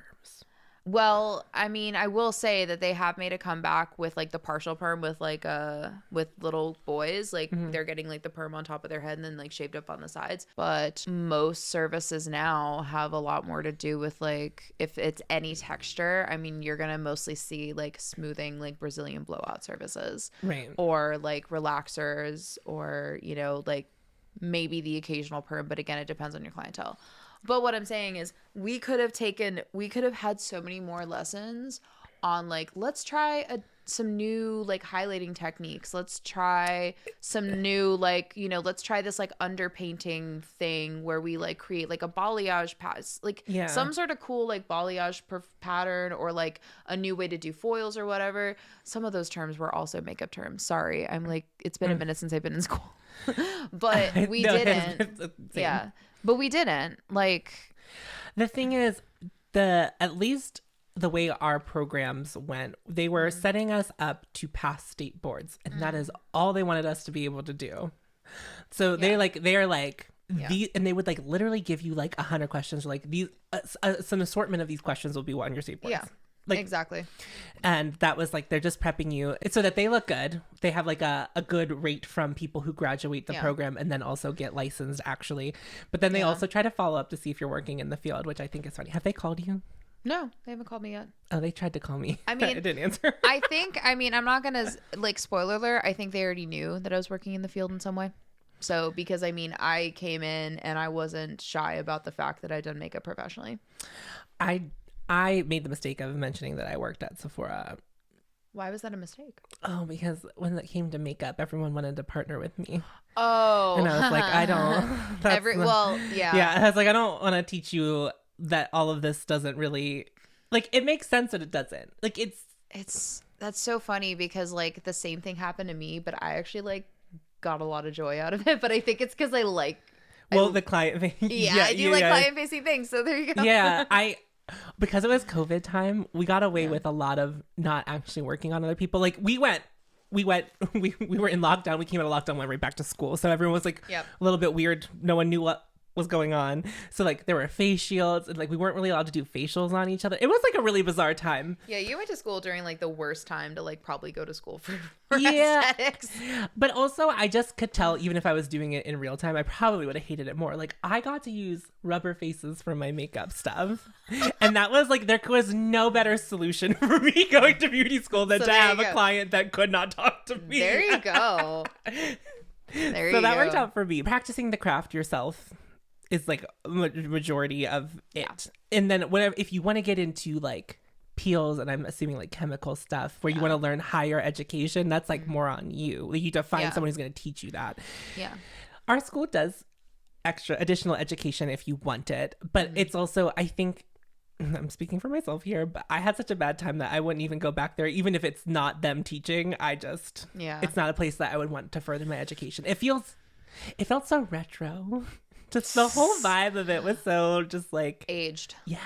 Once you're at the point where you're just kind of counting it down hours and not really doing anything, getting your nails done by someone was really nice. Because it was the only time you were really allowed to talk to other students, like in any kind of real way. Just like they could do your nails and you could just like chit chat. Yeah. Or like us in the Cosmo side, we would just be like, hey, can you curl my hair? Like we would just curl each other's hair all day.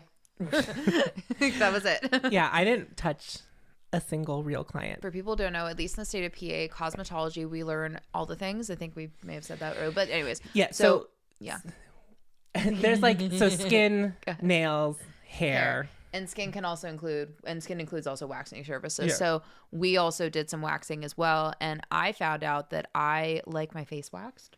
I like the result. I don't actually like the process, but I like the result because like I have, some Mexican heritage, so I got a little stashy stash that sometimes comes in, and that's cool, but I personally like it gone. So I decided to start waxing my own face at home, which, by the way, it's not for the faint at heart.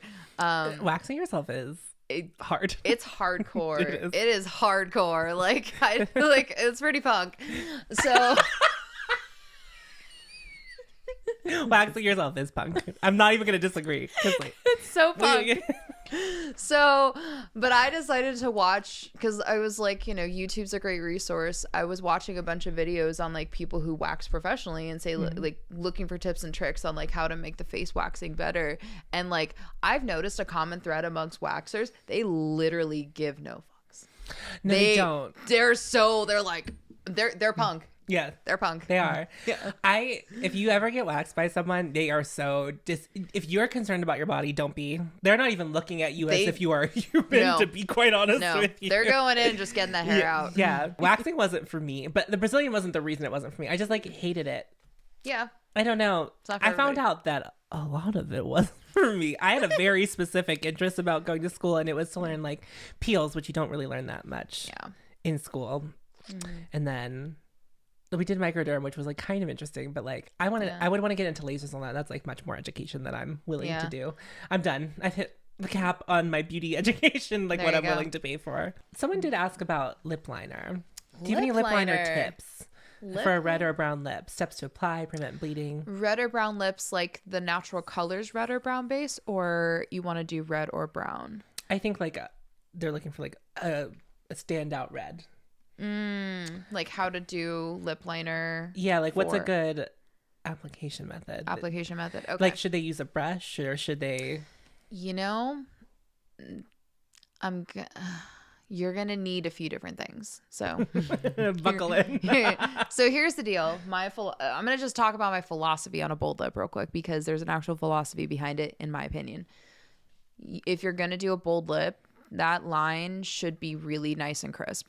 I mean, It should either be intentionally blurred or nice and crisp. There's no in between. And the way you get it nice and crisp is you can have your bold lip liner color, whatever color you choose, and then your lipstick.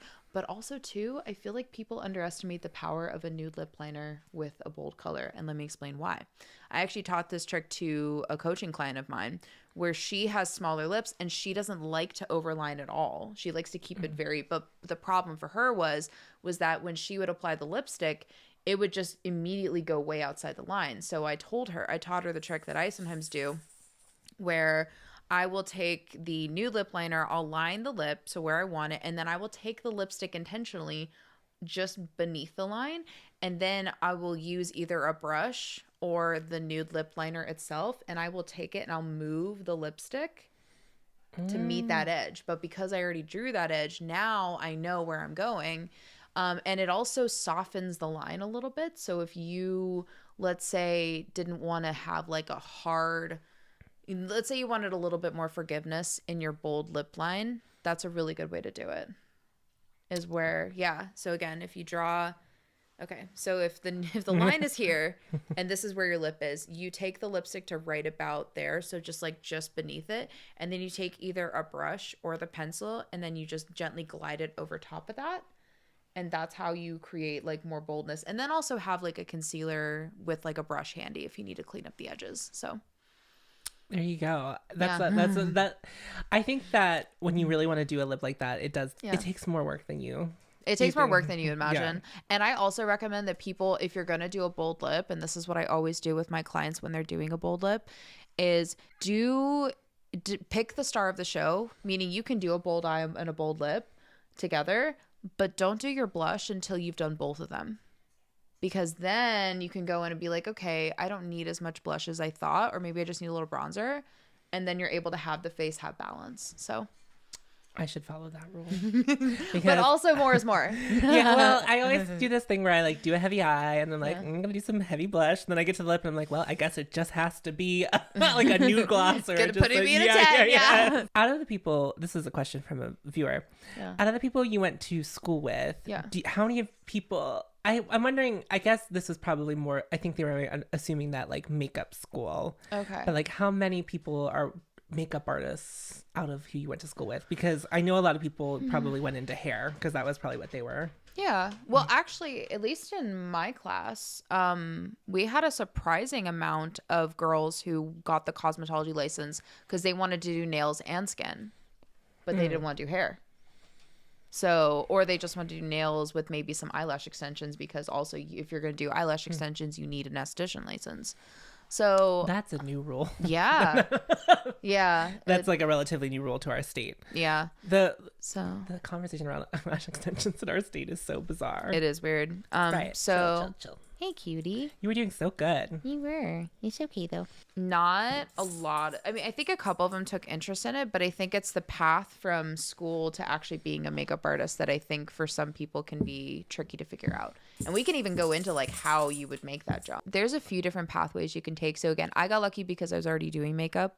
And I started makeup just from at Sephora and then figuring out, oh, you can actually do this as a job. Okay. That happens to a lot of Sephora employees. Yeah. The jump from Sephora employee to freelance artist is very easy to make. Yeah. At least it used to be when I was there, just because they would also allow us to check out your brushes for the night. And, you know, I don't know if they did that when you were there. No. I mean, they actually come here. Yeah. They did get to the point where like we could sort of like check out new testers, but yeah. That was, I never did that. So the few different routes you can take, a lot of people start retail. So, I mean, I went the opposite. I started retail, did makeup, and then went to school. You can start retail. I know that Sephora, I don't know how their education is now, but I would say compared to Ulta is probably one of the better ones. Interesting. Yeah, because I don't think Ulta teaches. They do have makeup applications, but I don't think they prioritize education, like in terms of like actually like mentoring you. At least the Sephora I worked at, because I worked at Shady Side, like where it was like makeup application was huge for us. They really prioritized education, and maybe I got lucky and I got a lot of good mentors. So people will go from school to retail to then freelancing. So you can retail, you can also freelance with brands. So that's where a brand will say like, okay, you are like an independent contractor where I'm going to pay you based on your commission. Sometimes I think you'll sometimes get a base pay as well. Every brand's a little bit different, but you know, like you can work with like, you know, It Cosmetics or NARS or Too Faced, Michael from Too Faced. Yeah. Like, and you'll get a chance to work with the brand. That's also a really good opportunity if you have a brand that you really love. And some people like to just stick with a brand and just grow in the company within that company. There's nothing wrong with that. Right. You know, but that also gives you a chance to try different stuff. And then also there's other, like you can assist underneath artists. So there's there can be maybe local studios in your area, or just like makeup artists who already own their own freelance company that just need assistance. And usually you start cleaning brushes, applying lipstick, like it's very base, but those are opportunities where you get a lot more like one-on-one attention and a lot more like real life, like, okay, we gotta get this going attention. So those are good places to start. And really from there, it's just, you know, find people that are your mentors. For sure. Like find people that you look up to and people you want to be, basically.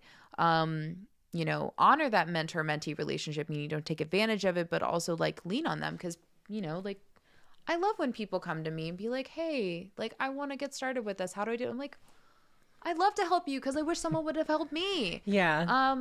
So lean on your mentors, find who your mentors are, build your kit, but like don't try to overwhelm yourself. Because a lot of the biggest things that really get you, and I think this is also a Sephora retail mentality, is I need all the things.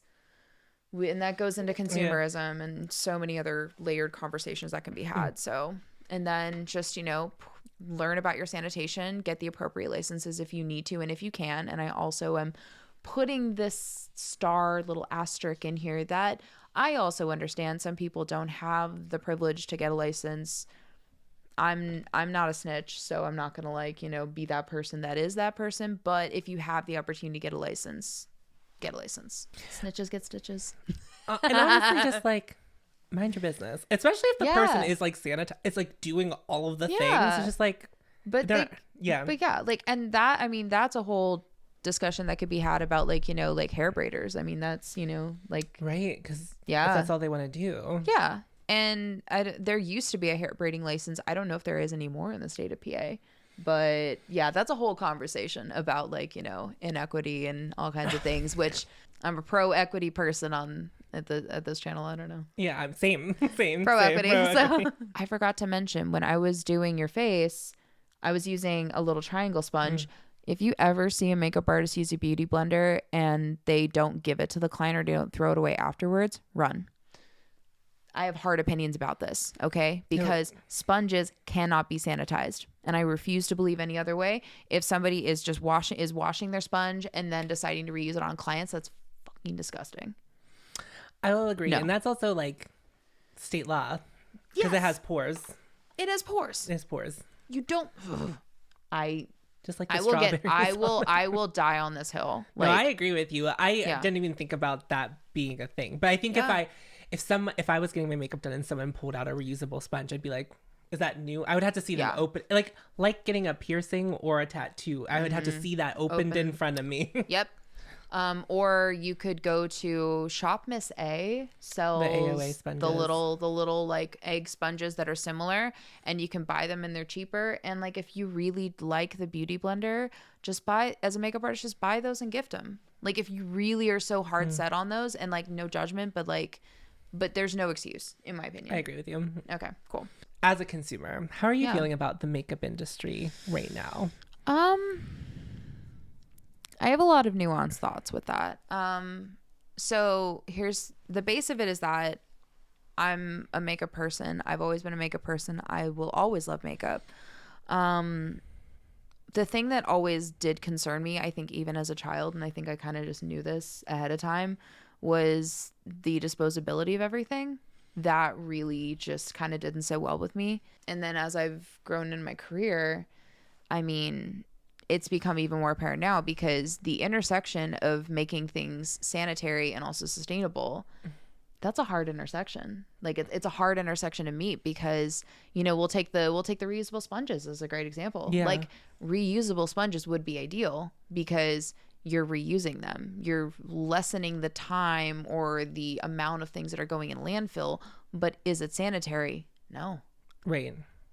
And it's the same with mascara wands. Like I was using a disposable spoolie on you to keep it sanitary because that's my job, but also I'm throwing it out. And it's just like, so, but as a consumer, and that's just my opinions as a pro, but as a consumer, I mean, my opinions do have a similar weight to them in the sense that I'm glad that more companies are prioritizing reusable things, like Fenty coming out with those like little refillable lipsticks. Yeah, I think that's cool. I think Hourglass did something similar. The Confessions lipsticks. Yeah. I would like to see more like refilling pan pro situation. 100%. Because I think, especially when it comes to like contouring stuff, I'm like, don't give me as a consumer a palette of your most popular bronzers, because like I only need one, maybe two. Yeah. So I just think that's a thing to look for. So on that note, when it comes to like pro packaging, like when I buy something as a pro, when I buy something from a pro professional makeup artist retailer, a lot of times the brands will just send like the pan, and it's in plastic. I'll give it that, you know, but that's way less packaging than it would normally be if it came in the package that's made for consumers. Yeah. So I would love to see brands that really give consumers the option to say like, hey, I just want the pan. That's all I care about. Yeah. And I think there's like some brands you can, but not like as a consumer, but you have to seek that out and no one is going to. Yeah. Yeah. And it's less like, I mean, the thing I wonder then is like why it's not prioritized by the brands, because I would think to be cheaper. That, exactly. It would be way cheaper. Yeah. And it would be so much easier in terms of the manufacturing process. The only thing I could think of would be like the transportation, because it's not in a stable packaging. You'd have to put it in whatever plastic or whatever container. Right. But they're already putting in a compact anyways. Why not like have the people on the line then put it in like a little container for shipment? Like that's the thing that drives me nuts, is why they don't do that. And now, I mean, I've bought some indie shadows recently. Mm-hmm. I would say indie brands are doing a really good job trying to stay conscious of that. But like when you buy a single eyeshadow, it comes in a little cardboard envelope. It doesn't have any plastic to it. Yeah. Like it's easily recyclable. So I can't imagine how a larger brand couldn't figure that out. What brand did you buy that had the cardboard container? Cleona. They like come in cardboard. There's no plastic. That's smart. They're just cardboard envelopes. So smart. But I mean, there's a lot of bubble wrap to be fair. But like, I mean, I don't know what the perfect solution is, because shipping is going to be a hard part for any kind of cosmetic thing. Yeah, that's where it's tricky. It's that, you know, it's the lesser of, I guess, the two evils, because, you know, I don't know if the beauty industry will ever be fully sustainable, if I'm perfectly honest. I don't know that it can be. We would have to have a lot of hard conversations about consumerism. And about which I feel like that's I know it's like this brand. Yeah. We'd have to have a lot of hard conversations about consumerism, about just our internal well-being as a whole, and why we feel the need to, you know, because there's a difference between someone who collects and out of joy, and then someone who hoards out of a sense of unsafety within themselves. And that's like a whole psychological conversation. Yes. But I mean, it reminds me a lot of the Jimmy Carter speech that he made that ended up losing him his second term of presidency. And I'm not going to go I just am a politics nerd, but it lost him his second term in presidency because it was basically like, we're a society that's based on consumption and consumerism. And he like called the whole system out, and like people were not having it at the time. But if you look that speech up, it's pretty punk. Yeah. Everything's so punk. I say that word a lot, but No, like here's but there like are so many things that are punk that like on surface level don't like have the aesthetic of punk. oh, you know? can I show you something that's real punk? Sure. This is what I do my makeup in. It's a cracked mirror. It's a cracked mirror. It's uneven. Like, how do you my nose is like incredible. So for anybody who needs to see, it's a cracked mirror. It's a cracked mirror. This This was actually attached to. This was one of those Sephora gift card holders, and then it broke off, and I lost the other side. I have a little mirror. I'll give it to you. It's actually branded. You can have it. Thank you. You're welcome. I will not have this. I will not. But the reason, okay, so like, I've always just liked closer mirrors. I don't like doing my makeup on a vanity. I just don't. I like to sit down and have my little hand mirror because then I can get detailed because I'm a detail-oriented person. And I just, my dress. when it broke, I just was like, I can still use it. I can because I don't know. I just get closer. They don't even do those mirror compacts anymore. They don't. I just get closer and I just look at everything, and I don't need to see my whole face in the whole mirror.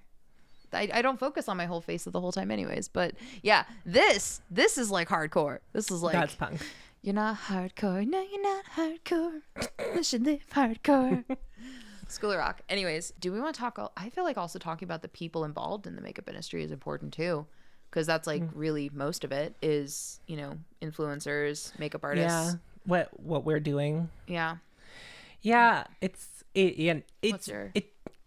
As far as like what I do and like the domain of where I work in this industry, I feel there is value in people who review everything, because there are going to be people who are just looking for one thing and they want to see that review. Yeah. However, I don't think it should be on every influencer to feel the need to buy everything. Yeah. Right. I am really interested in hearing what people always come back to whenever they're playing with their, like, I have a larger makeup collection. I don't think I have like the biggest on YouTube or anything like that, but it's like, when you hear me talk about something and you hear me talk about it in every video, you must know that I really enjoy that. And I'm always coming back to it.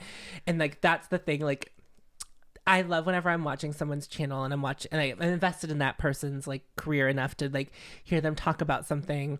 Yeah. And then 7 videos from now, it's like, I'm still using this thing. It's like, oh, you really like that, because if you have access to all of this other stuff and you're still back. And I think that, there are a lot of smaller creators like who are focused like I am on the aspect of like, these are we all did that thing in 2016 where we bought Modern Renaissance, and then everything that came out after that, we felt like we needed to buy it. And now we are living in the remains of what we've done. Right? Like, I think a lot of people are wisening up and going, I will, like, once you realize how long it takes to use up makeup as an individual, it's like, oh my God, this will literally last me until the end of time. Like, I have enough makeup to last me until I die, probably. Like, I would still be using all of this stuff 20, 30 years from now if I, you know, as long as it still works and it's not expired, right? But like, that's crazy. Yeah. Just like thinking about that, it's just like, well, now how do I, because I still want to be excited about new releases. I still want to be excited to participate in what's going on in makeup. But it's like, if I'm talking about new releases, I'm like, just like whenever I do my series Critical Sass, where I'm like, here's a new thing that's launching and here's why I don't need to buy it, but here's where I see value in it for anyone who would. It's like not being judgmental about people who do want to buy things, but it's also like reminding people that like, you are one person, and like maybe the thing that you love already is enough value. Yeah.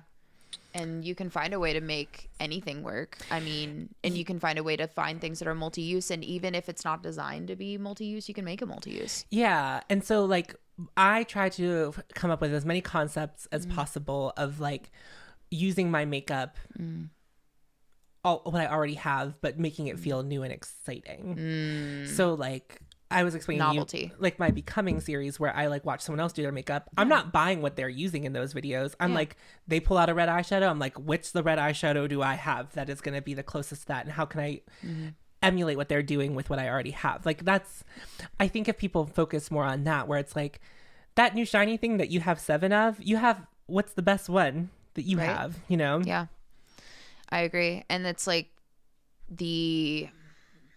Sorry, your dog is. I'm giving her pets. You are. It's the only way to keep her sane at this point.